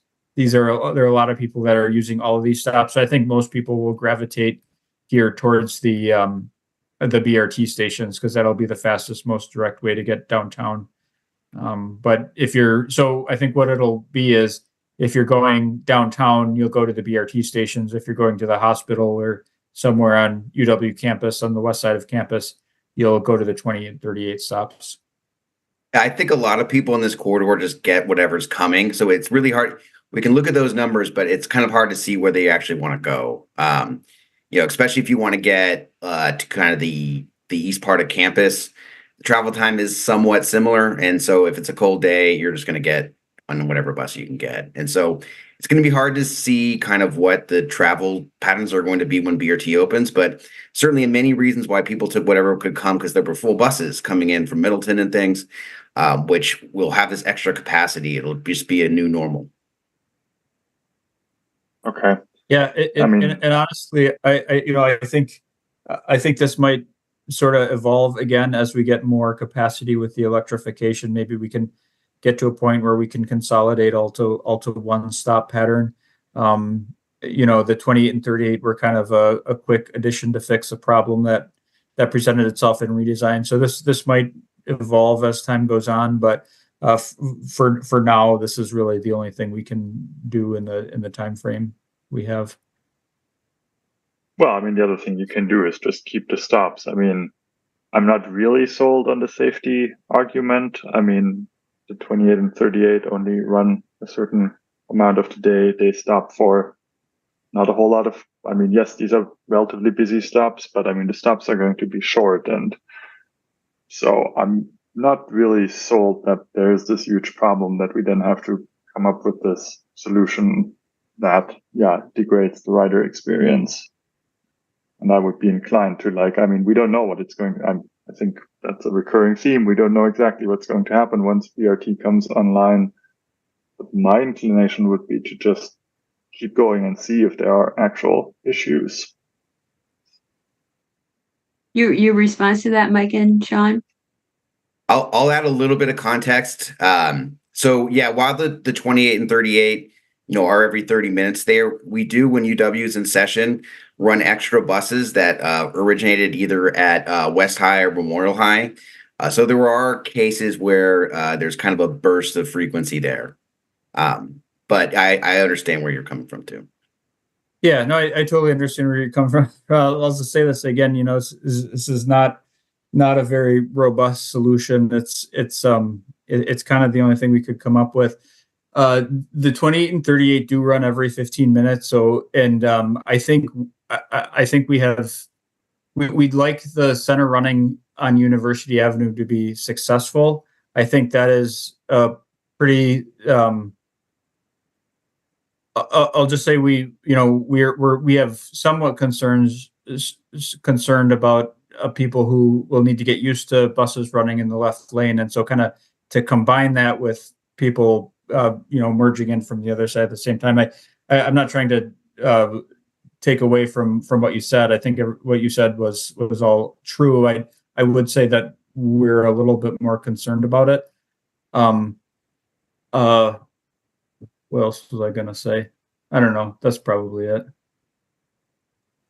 Yeah, I mean, I think big picture here is, and those who have been on the commission for a longer period of time is, there was a lot of debate with the University Avenue reconstruction, whether there should be bus lanes. And I think some people on the commission made a strong case that we need dedicated space on this corridor that's going to have BRT, that has local buses. And I think, wouldn't necessarily solve this particular problem, but I think that's important to keep in mind when looking at what's causing some of these issues.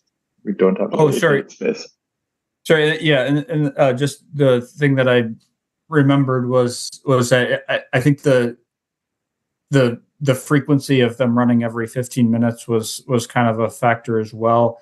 On the east side, we are saying it'll be fine because we have a couple stops where Route L will stop on the right and BRT will also stop on the left, but there's pretty significant differences for that. Route L runs about 5 times less frequently than the 28 and 38 do.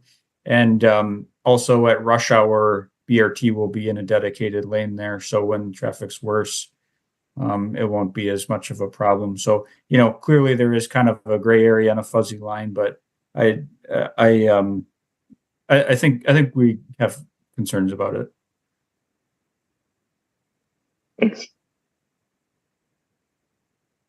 Okay, other comments or questions?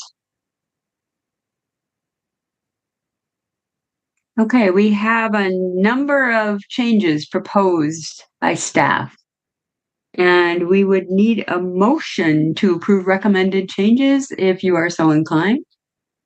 Darren? I move that we approve the changes to as staff presented. Okay, there's a motion. Alder Martinez Rutherford, is that the second? Okay. So we have a motion and a second to approve the recommended changes. Is there further discussion?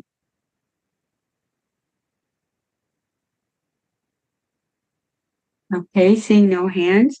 I'm going to assume a unanimous consent vote in favor unless anybody wishes to vote no, abstain, or have a roll call vote. If so, please raise your hand and let me know.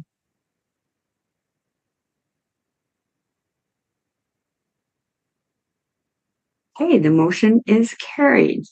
Thanks so much. We're looking forward to seeing East-West BRT implemented this fall. So thanks so much. Thank you. Thank you. Yeah. You can go rest your voice, Mike.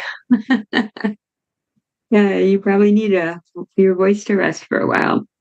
Hey, thanks so much. We have item number 6 next. As requested by TC members, Lieutenant Hanna added additional information about traffic grants and grant activity. You were so interested in seeing that, and some of that was kind of horrifying, actually, with some of the examples that were encountered during those grant stops.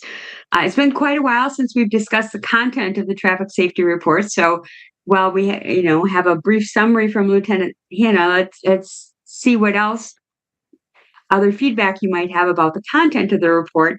I will tell you this, because of the large amount of work that we have coming to TC, as I've reviewed it over the course of the past year, and when we've been able to get in these reports, I have recommended that we move to a semi-annual traffic safety report, which would continue to include the school zone safety, which is obviously one of our high priorities, so that we can spend time on it, and doing it twice a year would allow us the opportunity to really have that discussion and not have it on a quarterly basis. So that's something that I'm going to be recommending in our work plan.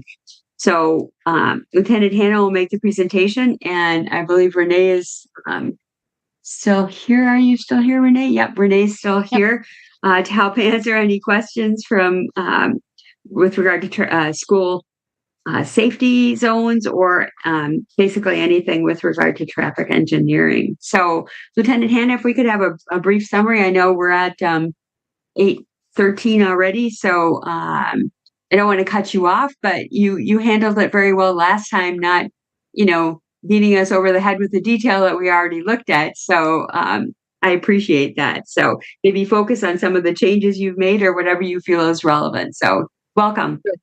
Well, thank you. And I won't keep you all long because it's almost my bedtime as well. So has anyone had a chance to look at it, and are there any questions about the most recent report? I don't want to bore you with the statistics. You guys can look at that yourself and see how we compare to quarters before and years before for certain quarters. But Bill, go ahead. Go ahead, Bill. Thank you. I had to unmute myself. Thank you. Sure. No, I found this report to be just right. Okay. The porridge was just right. It had I could quickly go through and see where we stood for the last 3 years and where we are. I did read the report as thoroughly as I could, and I found it I guess I will say interesting of the examples, and I appreciate having those. And so I think I'd like to see when we do get the report, I'd like to have some of those in there, because they really give you a better feel than just some hard cold facts, and so a little information from the supervisor of the task force that was doing that grant stop. I found it very interesting, and I guess I'll say like what Ann said was kind of eye-opening in some of those cases. So I thought it was a very good report. Thank you. Well, Yeah. thank you. And that is the exact reason I put that information in there. I think when we look at numbers, we really, they're just numbers, right? And I think these grant summaries kind of give a story behind what is really happening in Madison and how people are driving and the dangerous behaviors that we're seeing. Really, these grants are 4 hours long. That's it. So when you see the summaries, you're talking a 4-hour span, and that's how many stops are being made. And you can, again, I've said this before, you can see that our officers have quite a bit of leeway when they pull people over. We're not pulling over people for even 10 miles over. We are talking significant miles per hour over the speed limit in whatever area they're in. So I think that's compelling. I think it tells much more to the story and the issues that we're facing and with the Madison Police Department as far as traffic issues go. We've talked about expanding our team just because the need is there, and we know that traffic complaints are the number one complaints that we get every single year. So hopefully this will give you all a little bit of information as to how and why we do the things we do. And if you ever have any questions about any of this, please just reach out. I do want to say that in April, in the 30 days of April, we ran 15 4-hour grants. In May, the 31 days of May, we will run a total of 18 4-hour grants. And in June, 30 days of June, we'll be running 21 days of 4-hour grants. Those numbers obviously pick up in the times when it's warmer, because that's when we focus more of our enforcement, because we know more people are on the roads. We know more bicyclists are out there. We know more pedestrians are out there. We know that speed is a big factor in people surviving or not surviving a crash. And so we do focus a lot on speed. And then again, these grants, even though they're specifically for alcohol, speed, seatbelt, and ped bike, we run them, most of them, like speed grants because of speed's correlation, again, to the danger it poses to everyone on the road. And then we occasionally get the impaired driver or somebody not. You would be amazed at how many people do not wear their seatbelts in this day and age. That actually astounds me every single time. But hopefully that is some good information for all of you, and I'll continue on with it. We have a lot of good stories. Every grant that's run, I get a summary, just like you saw in the report. So they report back to me and they tell me what they've done and whether it was successful. And I have to say that a lot of times when they're running grants in some of these neighborhoods, they get a lot of compliments from the neighborhood folks and a lot of thumbs up. And the neighbors are very thrilled to see our officers doing traffic enforcement in their neighborhoods, because they know it's an issue. Yeah. Does anyone Bill, have any- go ahead. I'm sorry, Bill has his hand up. Yeah, thanks. I think those anecdotal comments are you don't get those if you just look at the numbers. And I think that I mean, I just even think that a citizen would come back after they had been stopped and asking and questioning as to why they were stopped and what was going on, or what, are we trying to do?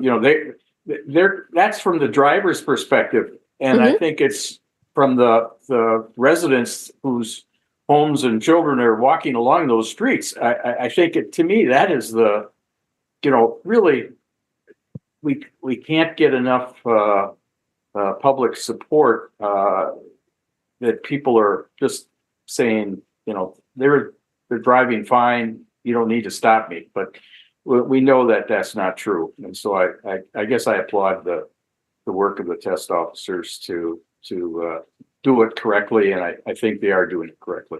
Yeah, they do it well. And again, part of the reason I wanted to share some of these stories too is I know that some of the alders hear from their constituents, and they probably think that we're out there writing tickets for everybody for a couple miles over. And you can see by the information that I've provided you that that's just not the case. We do give we have a long leash, let's just say that, and eventually it runs out. But it's higher speeds that we really focus on, so that people really can't say that we're just picking on them or, just doing it out of spite. That's not how we operate. And I think we're doing some good work out there. So Yeah, I agree. And it's I important. think, one of the purposes is that we can't necessarily stop, and we don't want to stop everybody.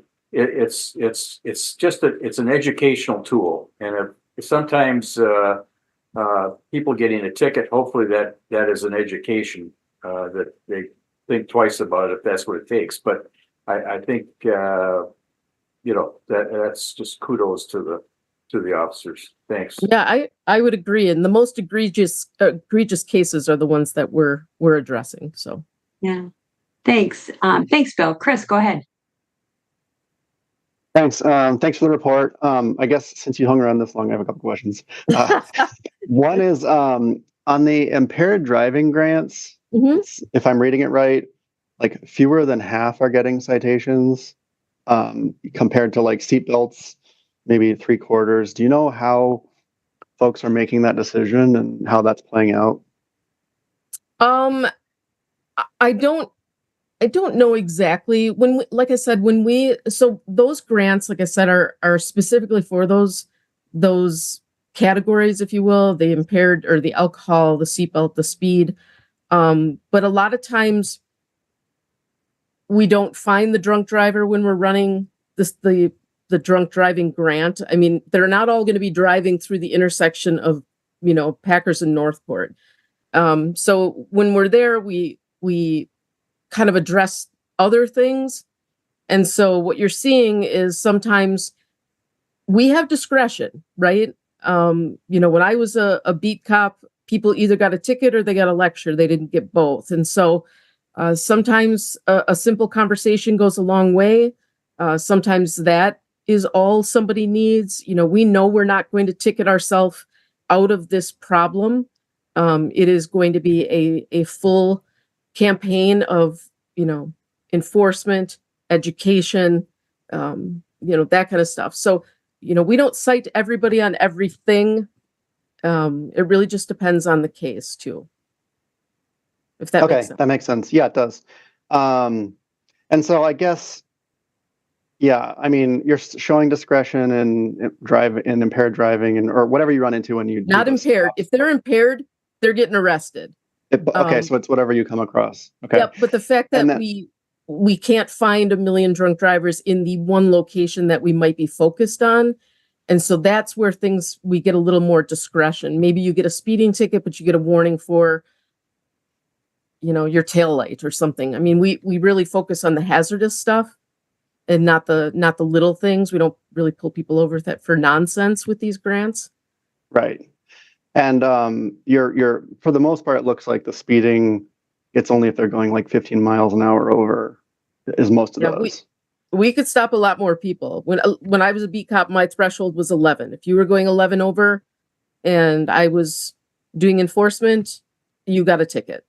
And I think that's pretty generous, quite frankly. And some people in this group might have a problem with that, right? Because that's pretty far over the speed limit. But right. And so I guess you're kind of anticipating where it might be headed. But so for the bike and pedestrian grants, what are those activities? Is there like a similar discretion there? It's just one thing I want to make sure is we're not being overly, sort of strict on people walking and biking. Actually, and our focus is not on the bikers and the walkers. Our focus is on really more the cars that are engaging in dangerous behavior that affects the bikes and the walkers. We're not looking for walkers and bikers when we run these grants, I can assure you. It is all focused on driving behavior. The ped bike grants like I said before, we have discretion on that one because that is our grant. The other 3 types of grants we share with the county, and all of those grants have to be run on shared roadways. The ped bike grants, we have discretion because those are the City of Madison's grants. We tend to run those grants in neighborhoods where there's schools, where there is a lot of bike activity and where there are a lot of crosswalks. But again, we don't look for the bikes and the bikers and the walkers. It's the cars. 100%. That was super helpful. Just some Yeah. things I was wondering as I read through. Yep. Yep. Again, appreciate you hanging around to talk us through it. Yeah. Yeah, I thanks for waiting. I just wanted to mention one thing about those ped bike ones. A lot of them are failure to yield. And we have historically had a class that people can go to in lieu of points and tickets. And during the pandemic, it took a little break, and we're now bringing that back because we also are having more of those grants. And it's like you have to come to an evening class. It's very educational, and you really cover the whys and the like, how can you avoid this behavior in the future? So we're bringing that back here this summer. Yeah, and a lot of the places where we run our grants comes from citizen complaints, either via the website or crossing guards who have told us, hey, we've got people flying through this, and then we'll give it some attention. We do a lot of things based on where we get our complaints. Those are the driving forces. Yeah, for sure. There are some drivers on Moreland Road that I would love to take that class, Renee. I would love to pull everybody over on East Wash when I'm driving into work every morning. I'll tell you that. Yeah, It's for sure. What I am seeing is absolutely mind blowing. It's appalling. Yeah. Well, we asked you for stories and you gave us stories. So hopefully, does that meet everybody's needs with how that has been added? Okay. And does anybody object to us moving forward at twice a year? So we'd have one for June and we'd have one for December. Does that seem like the right frequency to everybody? Get some thumbs up. Okay, Bill? I guess I'd like to have the lieutenant come maybe once every 6 months. But could we Yes, get exactly. get the report quarterly? Sure.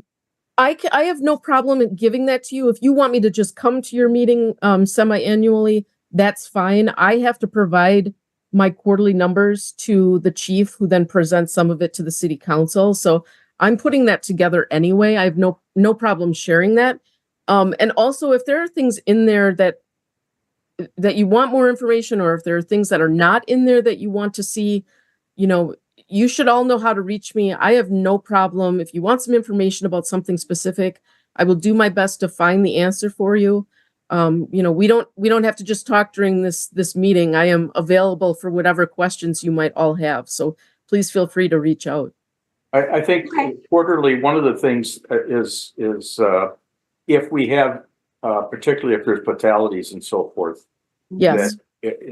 Getting that information that's in that report a little bit quicker than 6 months, I think would be. So if there is anything that we could reach out to you or whatever. Yes, absolutely. And on the note of fatality crashes, does anyone have any questions about the 2 fatalities that occurred in the first quarter? Yeah,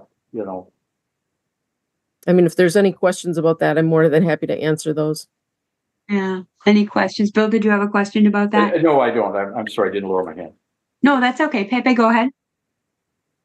Yeah, thanks for that, Hannah. I do have a question, but it's actually, I feel like the report was pretty clear in terms of what's going on in the transportation realm. This question kind of goes maybe past transportation, but still, when I was working at the City of Madison, I was very engaged with the racial and social justice group, and I couldn't help but notice in the report that there were, in one report there was white people involved, and the other one was reported as black people involved. And what I noticed is that in both cases, the black people, in terms of impairment, was suspected but not proved with a test. So it was said suspected but unknown. And then in the 2 cases of white people, there was no suspicion. It was just unknown. Both cases were untested. So I'm just curious. There's no pattern at all here. It's just 2 cases. But correct. Have you noticed any trends or anything happening in terms of the suspicion that might happen around targeting people because of race? No, not at all. And I will tell you that the information that I put in those slides not only comes from test results, but it comes also from people who were involved in the case. The first case, which you're referring to, the young lady who was hit by a car on the Beltline, without getting too detailed with sensitive information, there were 2 other people in the vehicle with this woman. We do know that her behavior was fueled by alcohol, maybe something else, but definitely alcohol. And so that's where that information comes from. It doesn't have anything to do with the race of the person.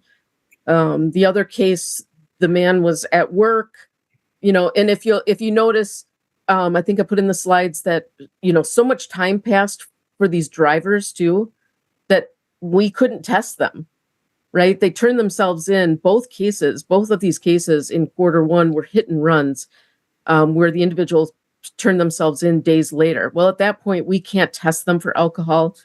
Yeah. But we do have to put alcohol as a behavior if it is a factor in the crash. That first crash on the Beltline, it was a significant part of the story.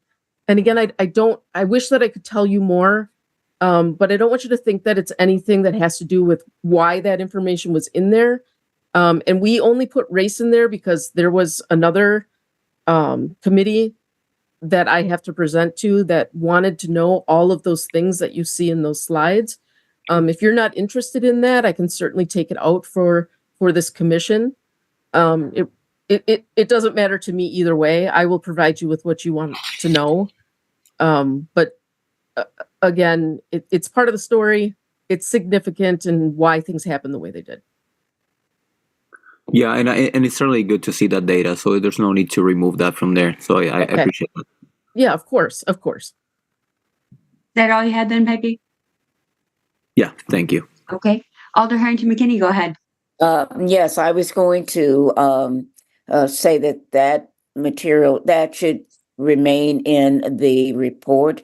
Thank you very much. I am quite aware of the details of the fatality on the Beltline. It was very tragic. The details involving that is just unbelievable. But it was hard to read, and it was a sad situation.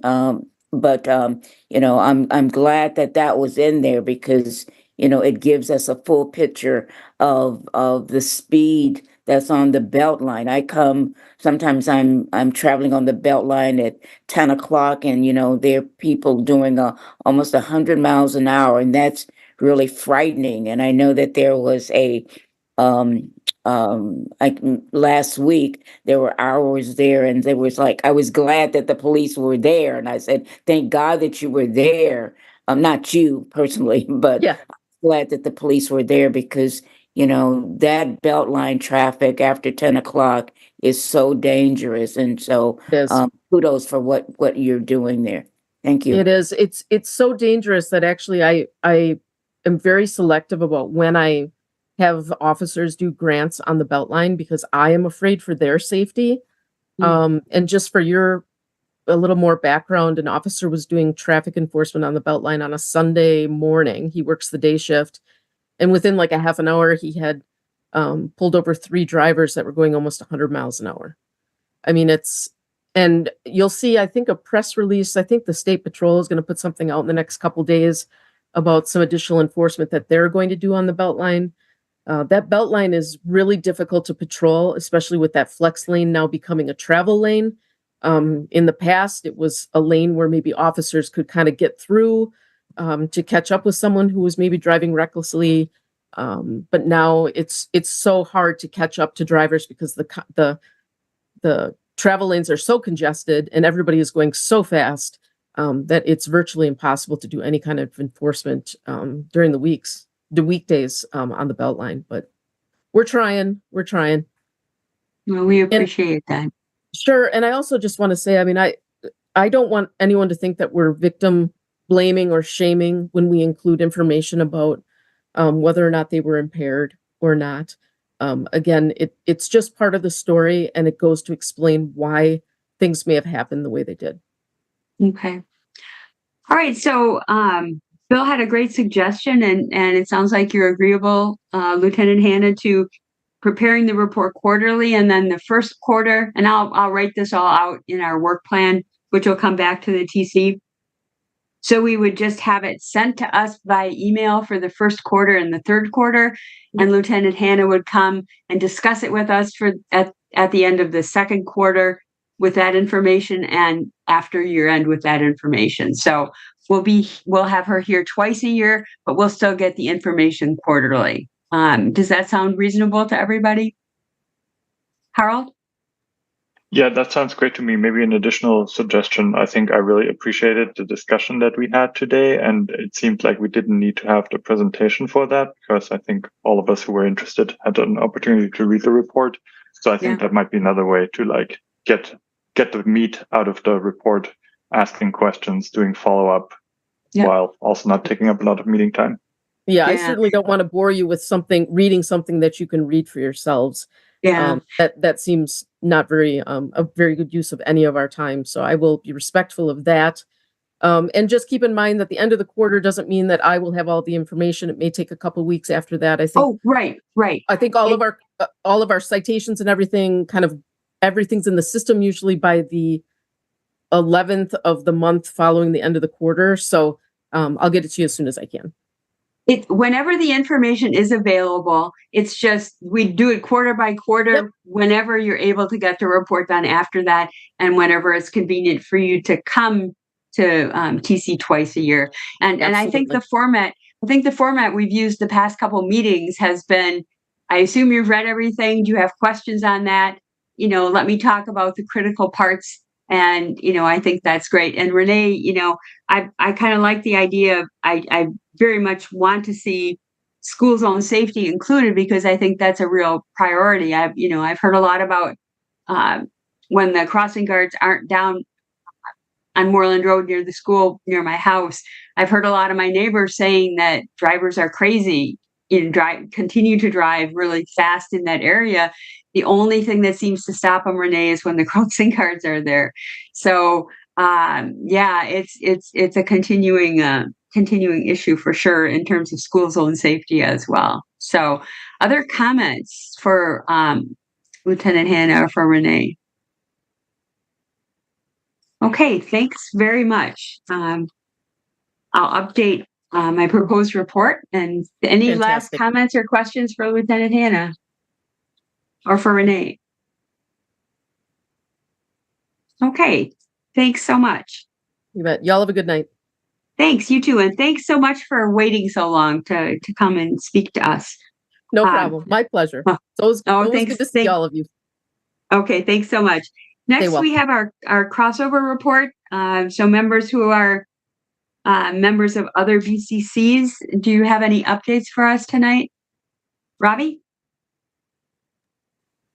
Yeah, the bypass for pedestrians and bicyclists at Limnology seems to be on. This will be an important redesign of that area. So it's the eastern end of the Lakeshore Path on campus and the parking lot. That I was astounded. Apparently it gets 15,000 users per day, which is a lot. Did you say 15,000? 15,000 per day. Yeah. Wow. I mean, that's like Monroe Street. I think that might be more than Monroe Street even. So there's a pinch point between Limnology and Bascom Hill, and they're going to make it better so that they're eliminating the blind corner, and it'll be more functional for both the people who live in who work in Limnology, use it to deliver or launch boats or whatever they do there, and also the people who are passing through on foot and by bike. So I think that's going to be great. And then there's going to be a major construction project where they're taking down the Shell and the McLean Center, which are the two buildings that are along what they call Badger Way, which is the extension of Dayton Street to the west, the north side just to the east of Camp Randall, but north of Monroe Street. And that's going to be a big construction project and will probably disrupt all kinds of movements in that area. But, life goes on, more construction on campus, and it'll probably mostly be disruptive for people walking and biking. But I'm pretty sure that they're going to maintain a good path through there since that's a major route. There will be some construction on engineering, which might I can't remember exactly what the plot is, but along between Engineering Way and University Avenue, that's probably going to be a mess as well. So, again, more construction going on. So that's pretty much it. A lot of disruption for the especially for pedestrian and bicycle routes through campus, but probably some auto disruption as well. Okay, thanks, Robbie. Alder Harrington McKinney, go ahead. Thank you very much. And I'm on 2 crossover committees, but I've had some conflicts with some scheduling. There's a lot of activity going on MPO, and I will make sure that I report that back to the Transportation Commission on our next meeting. Okay, great. Thank you very much, Alder. Much appreciated. Other comments or questions? Or comments, updates, I should say. Okay. Thanks, everybody. In terms of announcements from the chair, just a reminder, our next meeting is on May 29th, which is the Wednesday of Memorial Day week. I know a lot of folks may plan things for the Memorial Day weekend. If you are going to be gone for that meeting, we do have several items planned for that agenda. So we do plan to meet. So if you are going to be gone, please let Aiden and me know as soon as possible so we can determine if we have any quorum issues for that proposed meeting. And I know lots of staff attended the NACTO conference, so we'll look forward to hearing any good updates from staff with regard to that in the future as well. Okay, in terms of future agenda items, we've got the crossing guard policy assignment and modifications set up for the 29th, along with the East Madison Bikeways project update, position letter on Stoughton Road, and approval of the TC annual work plan. At least those are proposed. And then we already have a number for June 12th, sustainability plan adoption, approval of parking special events rates, Westtown Path Phase 2A, annual crash facts report, and potentially a discussion with the Disability Rights Commission with regard to issues for people with disabilities, transportation issues for people with disabilities. You'll notice in the future agenda items, I separated the discussion with the Disability Rights Commission from the discussion with the representatives from the NAACP, because they're really 2 different conversations, I think. And so we want to have really good focused conversations when we have them. So we had those all lumped into one item, and a conversation Denise and I had, we thought it might be best to separate those into 2 items that can be addressed at separate times. So we're sure we cover them both.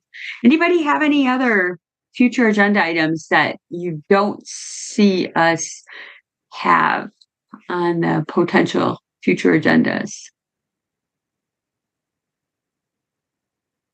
Nothing at this point? Okay. All right. Then we need a motion to adjourn. Alder Martinez Rutherford, and motion to adjourn. Robbie, is that a second? That's a second. Okay. All right. I'm going to assume a unanimous consent vote. And again, thanks so much for the robust discussion this evening. Much appreciated all your comments. Thanks, everybody.